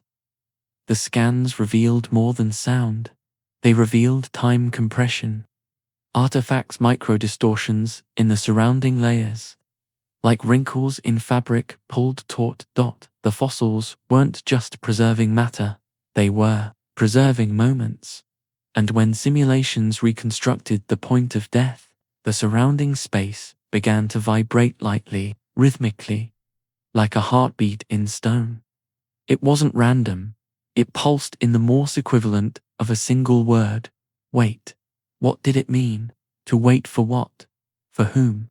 Theories spread that this species had reached sentience at the moment of extinction, that they encoded not technology, but emotion into their last breath, that they knew something we didn't and passed it forward like a seed of sorrow, wrapped in bone. The fossil was placed in an echo dome. Visitors were allowed to sit with it. No instructions, no guide, just resonance. Most heard nothing, but a few. A small number of guests would go still, stone still for minutes. And when they moved again, they each said something different. I heard my name spoken by something that doesn't know me. It forgave us. It was lonely in the future. So it sent itself backward. Asterisk, they called the artifact the fossil that spoke. Backwards. Not because it made noise, but because it made people remember things they hadn't yet lived. One girl claimed she now knew how the world would end, not in fire, or flood, or famine, but in silence. Chosen, accepted, like a great species exhaling into the dirt, whispering, "We did enough." Asterisk, the fossil eventually cracked. One morning, it split clean down the center inside. Nothing, no crystal, no sound, just a perfectly round, empty space, the exact shape of a voice box, as if the fossil had always been waiting, not to be discovered, but to be listened to. The earth that woke up dreaming somewhere in Siberia. A small tremor was recorded so faint it didn't trigger seismograph. Just a whisper in the stone. But the ground shifted in a perfect arc, not cracked, not broken, bent. A movement too delicate to be tectonic, too intentional to be dismissed. And directly above that curve, in the open tundra, a herd of reintroduced hadrosaurs slept in a spiral formation, their bodies undisturbed, but their breath synchronized, measured, as if they weren't just resting, they were waiting. In Australia, a desert flower bloomed for the first time in 87,000 years. The last fossilized seed of its kind had been found curled beside the ribs of a juvenile stegosaur, served in sandstone like a memory folded in ash. The flower didn't bloom toward the sun, it bloomed toward the north. When botanists attempted to replicate the conditions elsewhere, it failed. Only in the presence of living dinosaur species did it open again. Why? Because it didn't recognize the sun. It recognized the rhythm of life before extinction. And in one deep-sea trench off the coast of Chile, where no fossil had ever been recovered, a sonar scan revealed a shape, not a skeleton, a signature, not carved, formed, stone, shaped like thought, a spiral, a curve, a glyph, a pulse, too large to photograph, too symmetrical to deny. It was a message too big to read unless you stood on the right planet. It became undeniable. The Earth was responding, not as a surface, not as an environment, as a host slowly waking. Its species were returning, its cycles relooping, its sounds remembered. The soil began to shift tones. Birdsong adjusted pitch to match the calls of reintroduced pterosaurs. Waves began to strike shorelines at frequencies matching fossil resonance. Wind in the pine forests bent in sequences that mimicked ancient herding patterns. It wasn't mimicry, it was reconnection. One climatologist wrote, "We assumed we were in charge of the planet. We weren't. We were part of the Earth's dream of itself. And now that it's waking up again, we have to decide whether we belong in the next version." A child stood on the edge of a cliff where a triceratops had once laid its head. He pressed his palms to the stone. He didn't speak, but his eyes flickered, and his tears weren't sad. They were welcome tears, as if he'd been found, not by parents, not by history, by the very world he stood on. And maybe that's the truth we never dared ask. What if the Earth itself holds a memory, not stored in stone, but in pattern, in vibration, in curve, in breath, and the return of the dinosaurs? Not an accident, not an experiment, but a trigger, a soft alarm, calling the Earth back into consciousness. Not the Earth of borders, or maps, or names, but the Earth that remembers what it was before time was carved into hours. Now it stirs, not to punish, not to judge, but to dream again, and this time, with us still standing on its skin. If we choose to listen, the language of breath in this chapter, we drift deeper into the non-verbal intelligence of dinosaurs, how they may have never needed language to begin with. Their voices are not built of words, but of breath, motion, gaze, and the silent spaces where communication becomes felt rather than spoken. Where the wind learned to speak, there was a canyon in Peru, so narrow that even birds flew over it in silence. No human had entered it in over 70 years, not because it was dangerous, but because the wind there didn't feel like wind, it felt like presence. The first recorded entry was made by a woman named Elia. She was a field linguist, someone who listened to endangered tongues. She came not with instruments but with lungs and silences. She walked between the canyon walls. The wind didn't pass her, it paused beside her, not cold, not warm, just watching, and then, like an inhale held for eons, the canyon whispered not words but shape, not voice but intention. It moved through her ribs, and when it reached her throat, she exhaled a sound she had never practiced, tone with no vowel, no consonant, just the shape of a thought that did not need form. She dropped to her knees and wept, not from sadness, but from recognition. The wind, she said, was not wind, it was breath, with memory. Others came, monks, poets, veterans, children, each left, changed. They all described the same thing, a low pulse of air that entered not through ears but through skin. Some felt old grief lift. Others remembered the smell of places they'd never visited. A few simply said, "I know what it's like to be spoken to by something that doesn't use words." Then came the herds, feathered ones, scaled ones, long-necked, ones with eyes like softened glass. They walked into the canyon one by one and stopped. They did not vocalize, they did not roar, they simply breathed as one. The canyon responded, its walls shifted, its shadows curled inward, the wind moved differently, now it circled, looped, layered, and when it passed through the ribs of the dinosaurs, it emerged in tones not speech, but echoed, feeling like a language that had been waiting for lungs, any lungs, to give it shapes. Scientists called it bioresonance, but Aaliyah called it something else. This is not communication, it's belonging.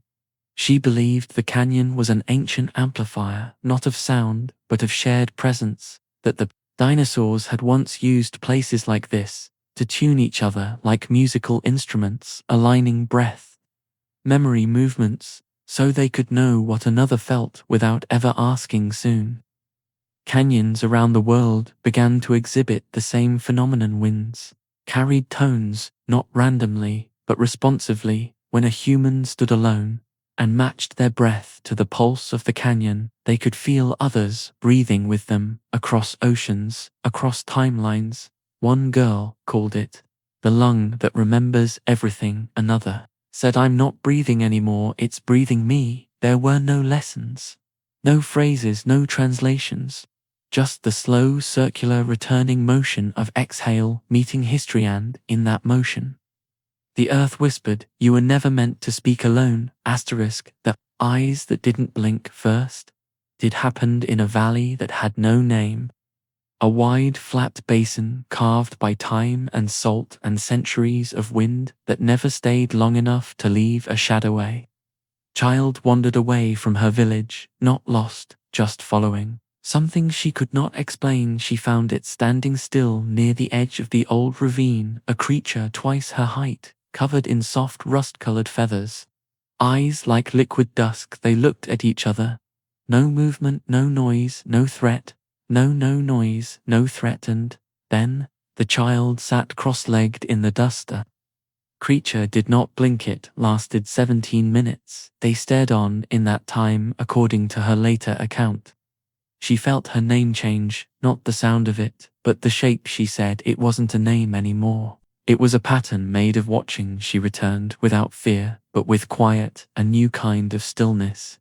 Her drawings changed. She stopped using lines and began using curves that looped into themselves over and over. The village healer said, she doesn't speak like we do anymore. She speaks in pause. When researchers studied similar cases, they found a pattern. Every human who had made extended eye contact with certain species of reintroduced dinosaurs, especially those with forward-facing eyes, developed measurable changes in their social neural circuits, specifically their default mode network. The part of the brain that reflects and wanders when we are quiet became more active. They weren't going silent. They were going inward. One scientist called it interoceptive synchrony, like their gaze rewires us to listen to ourselves. And the dinosaurs, they didn't stare to intimidate or dominate. They stared to stabilize the moment, to hold it like a sacred object passed between minds. They didn't need blinks because their communication didn't pause. It breathed continuously through Gazi. Eventually, a project began. Hundreds of people volunteered to sit quietly across from a dinosaur species. No technology, no touch, no voice, just shared sight. Over time, people began to report the same experience. Not visions, not words, but recognition, like looking into a mirror that had never seen you before, and realizing that somehow it still remembered your face. Artists painted with closed eyes. After these sessions, musicians played single notes for hours without variation. Children stopped lying altogether. One man stopped speaking for 30 days, not out of trauma, but because words felt like too much now, when an entire lifetime could fit inside a glance. It spread. A movement began. The long gaze practice. People sat across from animals, from trees, from ruins, from mirrors, and did not blink. Not until something inside them shifted. The goal was not endurance. The goal was present, to see without asking, to listen without interrupting, to witness without controlling. And In some moments, when the wind was still, and the breath between gaze felt steady, they reported something impossible. The dinosaurs blinked first not as surrender, but as a kind of punctuation, a closing of the memento gesture that said, "You saw me fully, so now I rest." There are languages older than sound, older than script, older than gesture, older than gesturon, perhaps. The very first was this: two beings with hearts between them and no need to explain anything at all. Asterisk, the breath that was never exhaled happened during a thunderstorm. In a valley where mist hung low and time curled at the edges like old paper, a herd of stegosaur-like creatures had gathered without reason, no mating season, no migration, no visible threat. They simply stood completely still, necks, low tails, grounded eyes, half closed, and none of them were breathing. At first, the rangers panicked, thought it was a sudden illness, toxin exposure, shock, but vitals were strong, heart rates, steady brain activity.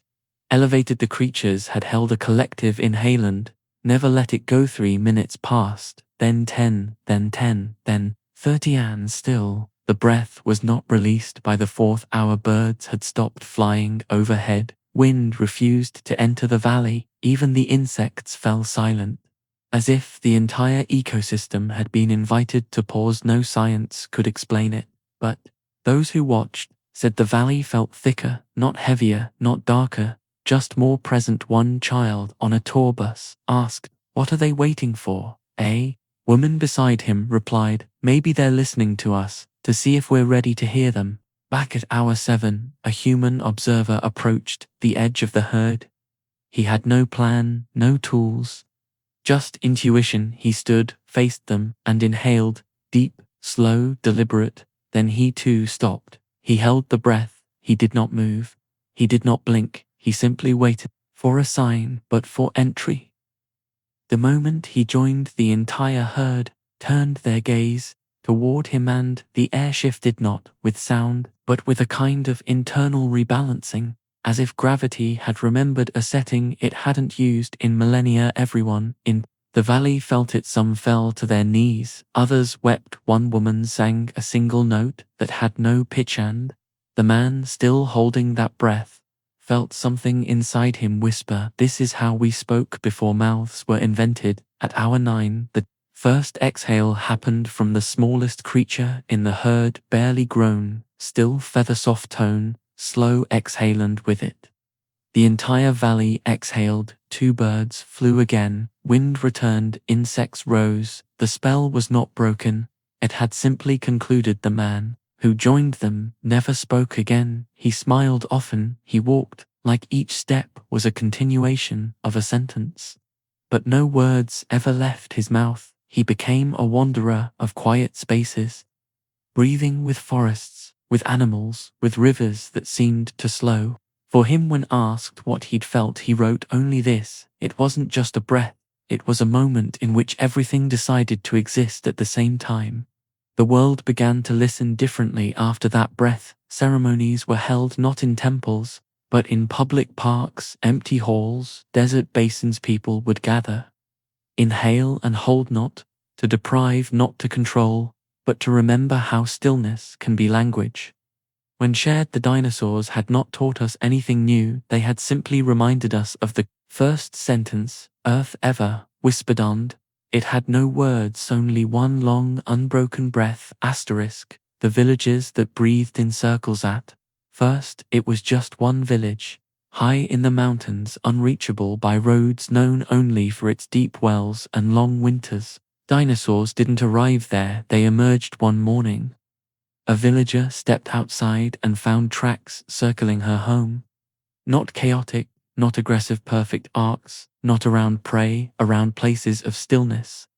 The fire pit, the old bell, the willow tree that hadn't bloomed in decades. There were no sightings of the creatures, just trails, circles, and a strange stillness in the air, as if the wind had forgotten how to hurry. Then something stranger happened. The people began breathing differently, not deeper, not faster, just together. When the baker exhaled, The blacksmith inhaled when a mother paused before calling her child.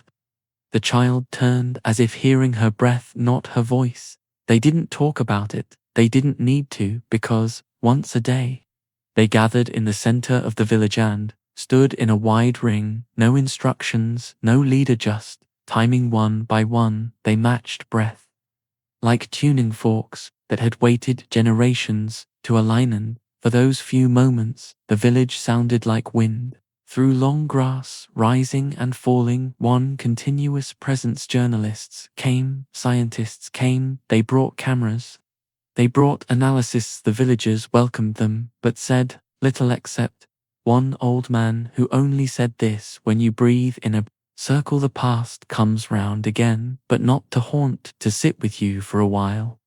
Later, similar patterns began appearing in villages across the world, some near dinosaur sanctuaries, some nowhere near any known migration, but all shared one feature: a communal rhythm rooted in no instruction, just memory, but not human memory, something older, carried not in the blood, but in the pause between lungs. The air in those places changed not chemically, energetically. Even weather patterns bent slightly, rains fell, softer storms paused at borders, birdsong tuned to the communal inhale. Children in those villages began drawing in spirals. Their games involved matching breath before they could speak. Their laughter came in waves like tides pulled by something invisible. They didn't speak about dinosaurs. They didn't even ask where the circles began, because they felt where they ended, in them and through them and beyond them somewhere. In one of those circles, a boy sat beside a sleeping creature with eyes like coal and feathers like silence.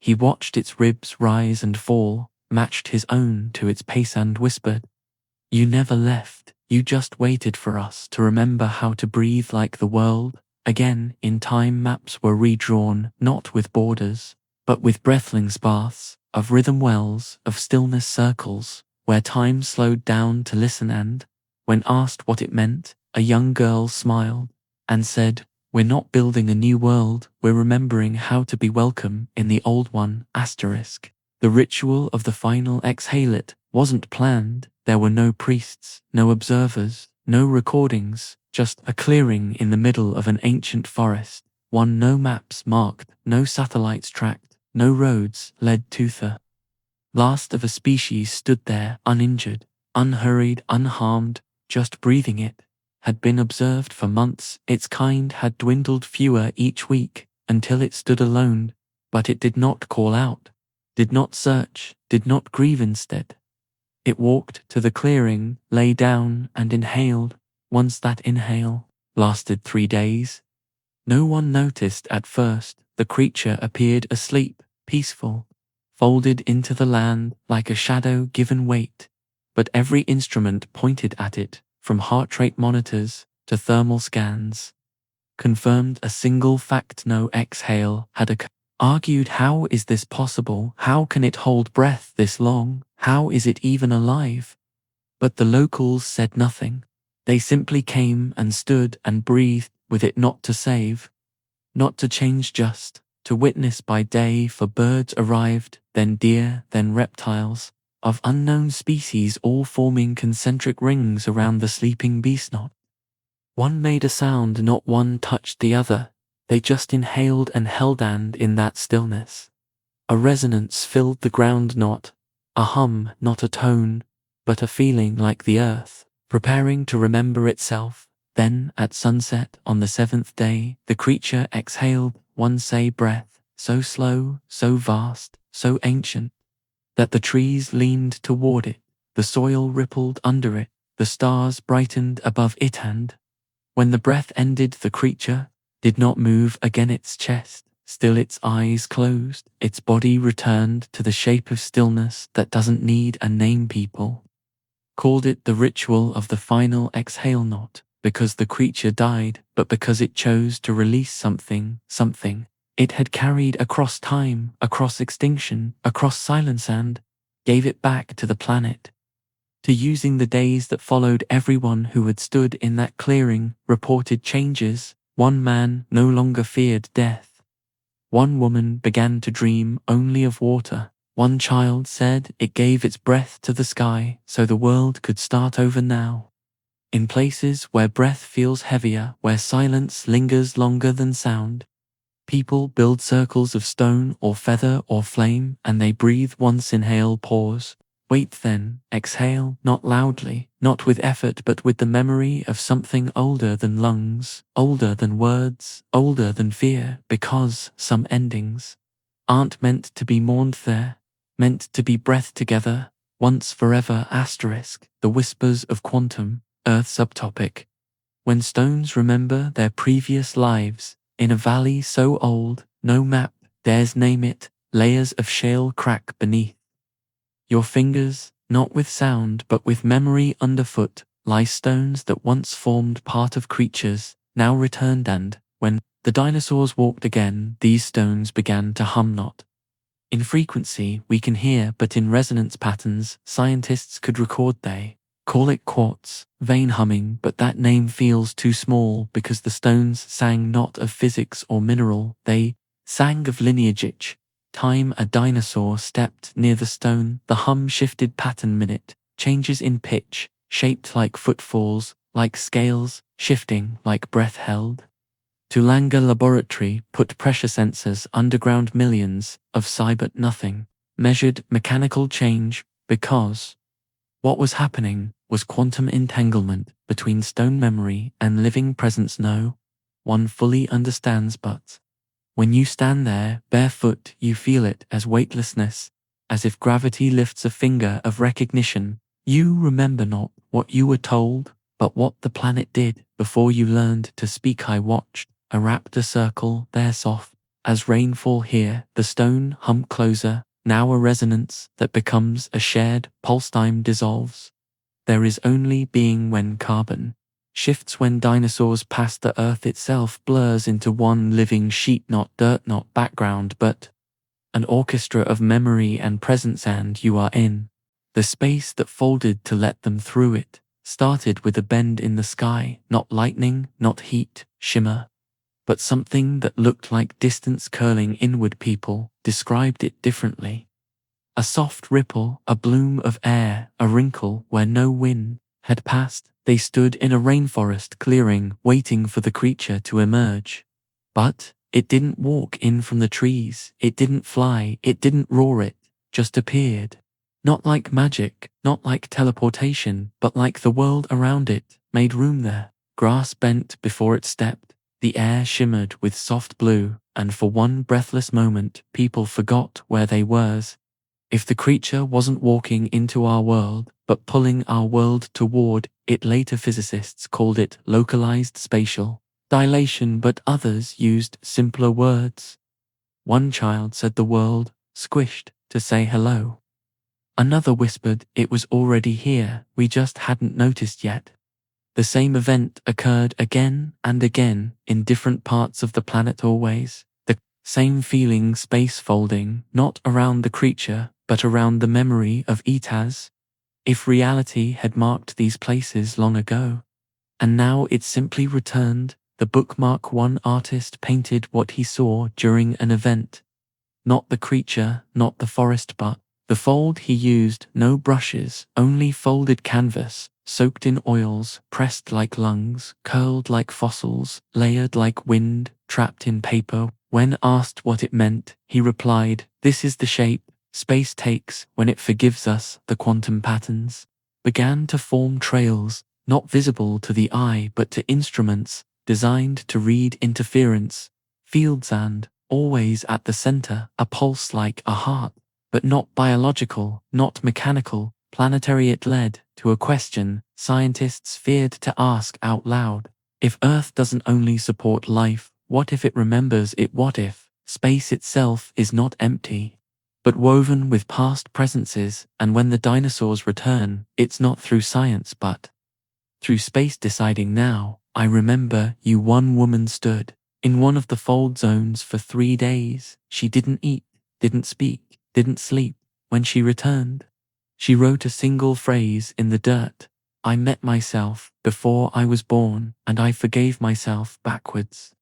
In time, these folds became sacred, not for worship, but for listening. People brought no gifts, only silence and breath. And if the wind curved just right, if the sun hit the ground in the right rhythm, you could feel it, not heat, not energy, but invitation, a soft pull in the bones that whispered, "You are not separate, you are the fold." The hill where gravity let go. It was a small slope, just a rise in a forest clearing, no signposts, no gates. But when a juvenile brachiosaur was released nearby, it stopped at that hill and refused to move for 3 days. It stood at the crest, neck-curled eyes, soft breath, slow. And then one morning it rose, not on its legs, not by jumping, it just drifted up, no flapping, no wings, just mass, becoming light. Gravity momentarily forgot it was gravity, hovered for seconds, for meters above the moss. Then, as if remembering its role, the world gently brought it back down. The creature never reacted, it just blinked once, then turned and walked away. First, scientists were silent. They checked pressure readings, magnetic data, seismic sensors, all normal, except one thing: the gravitational field had inverted. But only on that hill, and only for the duration of the breath the creature took before it rose. One physicist whispered, "It's not anti-gravity, it's memory reversal," as if the Earth briefly remembered a version of itself when mass was a suggestion, not a law. Soon others came, people. They walked to the hill, removed their shoes, stood quietly, breath-tanned. In rare moments, they too would feel lightness, not flight but release. Weight not removed, but forgiven. A man who had not spoken in years stood on the hill and said, "I felt the gravity leave my shame." A child giggled as her feet left the grass. For half a second, she said, "It hugged me from below." The hill became known as the pulse point, not for miracles, not for escape, but for what it reminded us: that gravity, like memory, is not fixed. It bends, it yields, it listens, especially when the old ones walk again, especially when the planet breathes in the shape of a creature who has returned without resentment. So, if you ever feel too heavy, too pulled down, too sunk by history or fear, find the places where Earth softens, where dinosaurs once stood still, and stand there with bare feet and open lungs, not to float, but to remember what it feels like when the world says you don't always have to hold so much.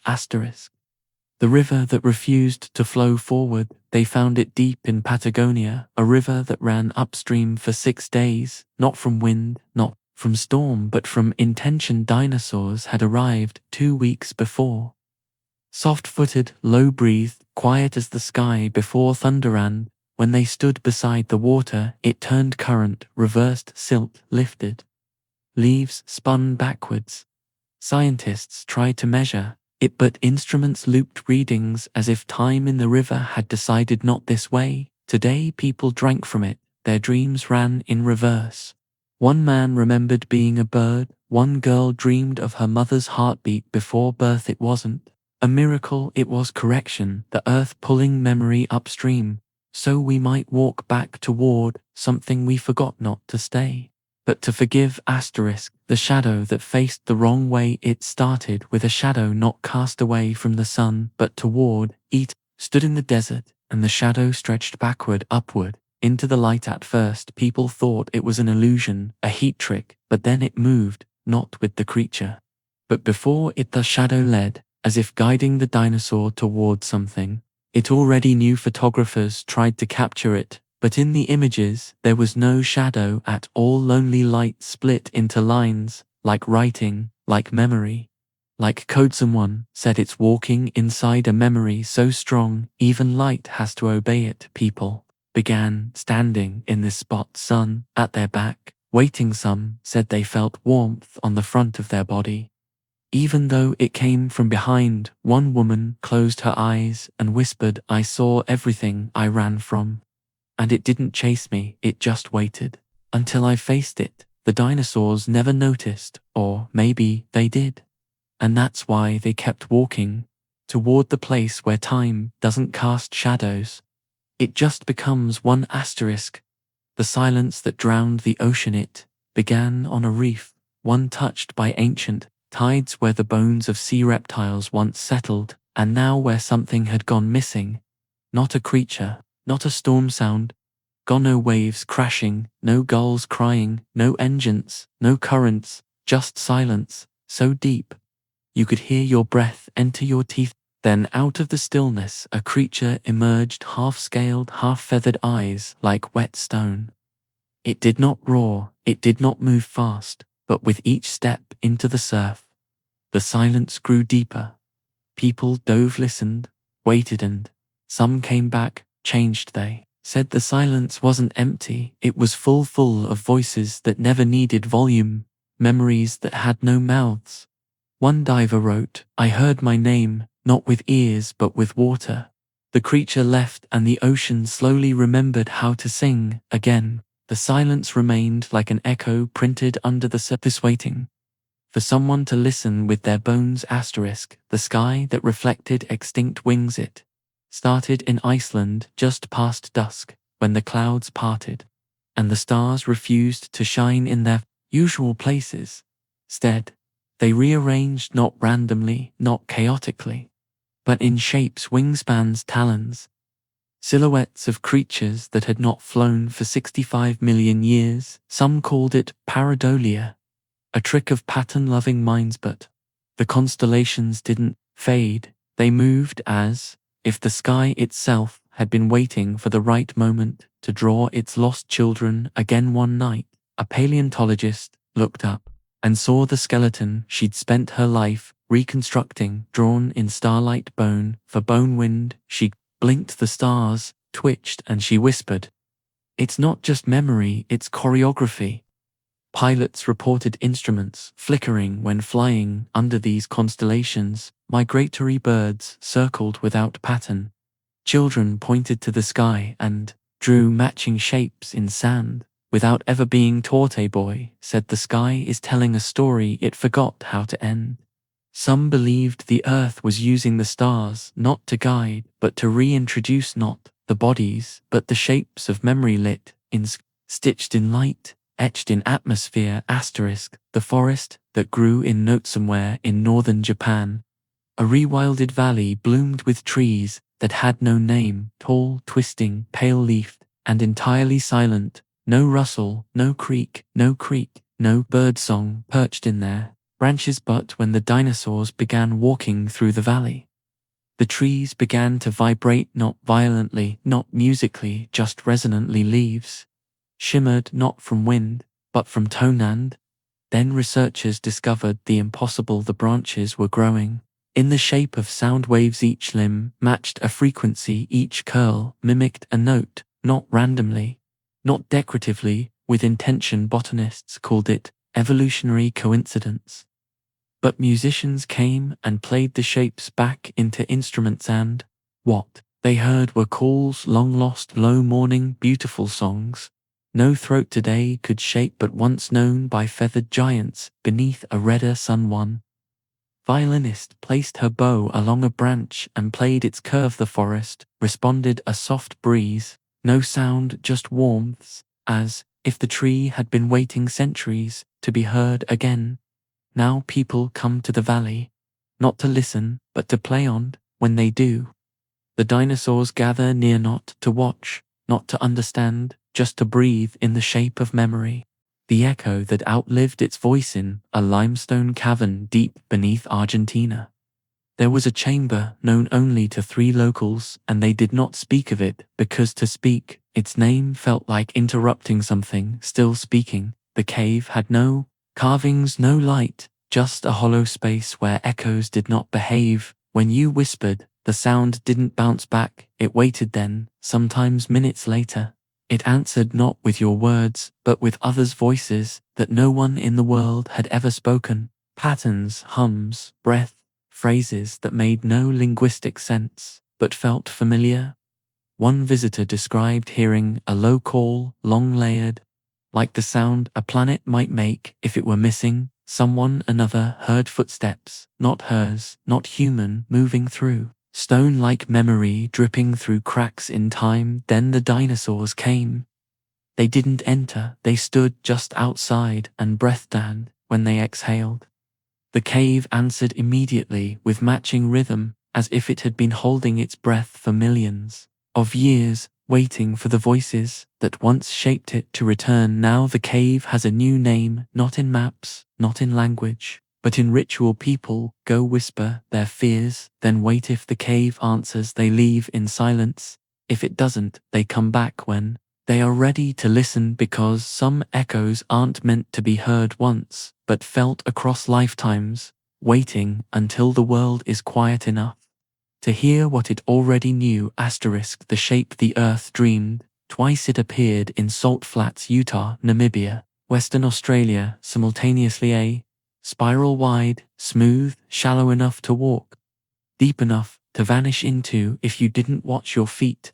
No machinery built them, no weather carved them, the earth grew them. Each spiral matched the footprint of an extinct sauropod exactly, but larger, as if the ground had remembered the weight of the body and grown a memory of the shape it missed. Pilots flying overhead called it an eye, a fingerprint, a whirlpool of stone, but on the ground you could feel it walking. The spiral, you felt your thoughts slow, your breath change, your spine align, like the body knew how to move through time without clocks. One person walked it for 7 hours, no food, no speech, just steps. When they reached the center, they didn't kneel, didn't celebrate. They just whispered, "I've been here before, but not as me." The dinosaurs who returned to the spirals didn't walk them, they stood at the edges as if watching, as if allowing the earth to finish its sentence, because that's what the spiral was. Not a symbol, a sentence, the last one Earth wrote before it lost its voice. And now in dust and curve it speaks again, not to warn, not to beg, but to invite us back to the shape it never forgot. Minds that were never ours. Subtopic: the thought that didn't start with you, it began with a dream, but not the normal kind. Not abstract, not symbolic, not surreal, this one was clear. People around the world began dreaming of walking on 4 legs, feeling heat through scales, understanding wind direction not by sight but by gut, and when they woke, the sensation didn't vanish. It stayed. A woman in Finland found herself tracking birds through snow she couldn't see. A man in Morocco tasted metal in the air and correctly predicted an earthquake. A child in Brazil refused to speak for days, only drawing nests over and over in perfect prehistoric layouts. They weren't becoming animals. They were remembering patterns that never came from their own livers. Neuroscience studied the phenomena. What they found was impossible. Brain scans showed patterns never seen in human neurology, but matched almost exactly with reconstructed neural pathways from fossilized dinosaur cranial casts. Our brains somehow were activating ancient circuits, not hallucinating, not mimicking, reawakening. The question wasn't, how is this possible? The question became, whose thoughts are these? Meditators reported complete loss of self, not frightening, just wide, vast. One monk said, "I entered stillness, and something enormous stepped forward inside me, not evil, not divine, just older than language. Artists painted with claws, not literally, but instinctively, their fingers curled, their brushstrokes wide, low, curved like tails swinging through brush. Musicians played only in low tones, rhythms paced like feet thudding on soil, and yet none of it felt artificial or forced. It felt natural, like remembering a language you forgot you grew up with. Some tried to block its headphones, stimulants, sleep deprivation, but the thoughts persisted, not loud, not aggressive, just patient, waiting, like they'd always been there, at the base of the spine, in the curve of breath, in the shape of fear that isn't fear, but instinctive. Eventually people stopped resisting, started listening, because maybe these weren't invasions. Maybe they were returns, not of bodies, but of inheritance. The dream that didn't belong to one mind. It started with a sleep study routine, basic 10 participants, monitored overnight for baseline REM activity, but on the third night, 7 of them sat up at the exact same moment. Eyes open, unblinking, silent, they all drew the same shape on their bedsheets. A spiral inside, a clockprint. None of them remembered doing it when asked what they dreamed. They all said a forest heat movement behind us, but we weren't afraid. We were part of it. The next night, it happened again, same time, same moment, same shape, but this time 2 participants growled in unison, not violently, just softly, as if remembering a voice too deep to mimic. The researchers halted the study, but other labs began testing and they found it too. The spiral, the synchrony, the feeling of not dreaming alone. Then they tested with reintroduced dinosaurs nearby, herbivores, feathered kinds, docile. The results changed. Dreams became structured, not just images, but experiences, walking, nest building, the taste of wind across scales, and always, the sense of being. Multiple participants reported things like, I wasn't me, I was something larger and I could feel others inside me. One woman woke sobbing, not from fear but from joy. I felt whole, I wasn't alone in there. It became clear these weren't just neural coincidences.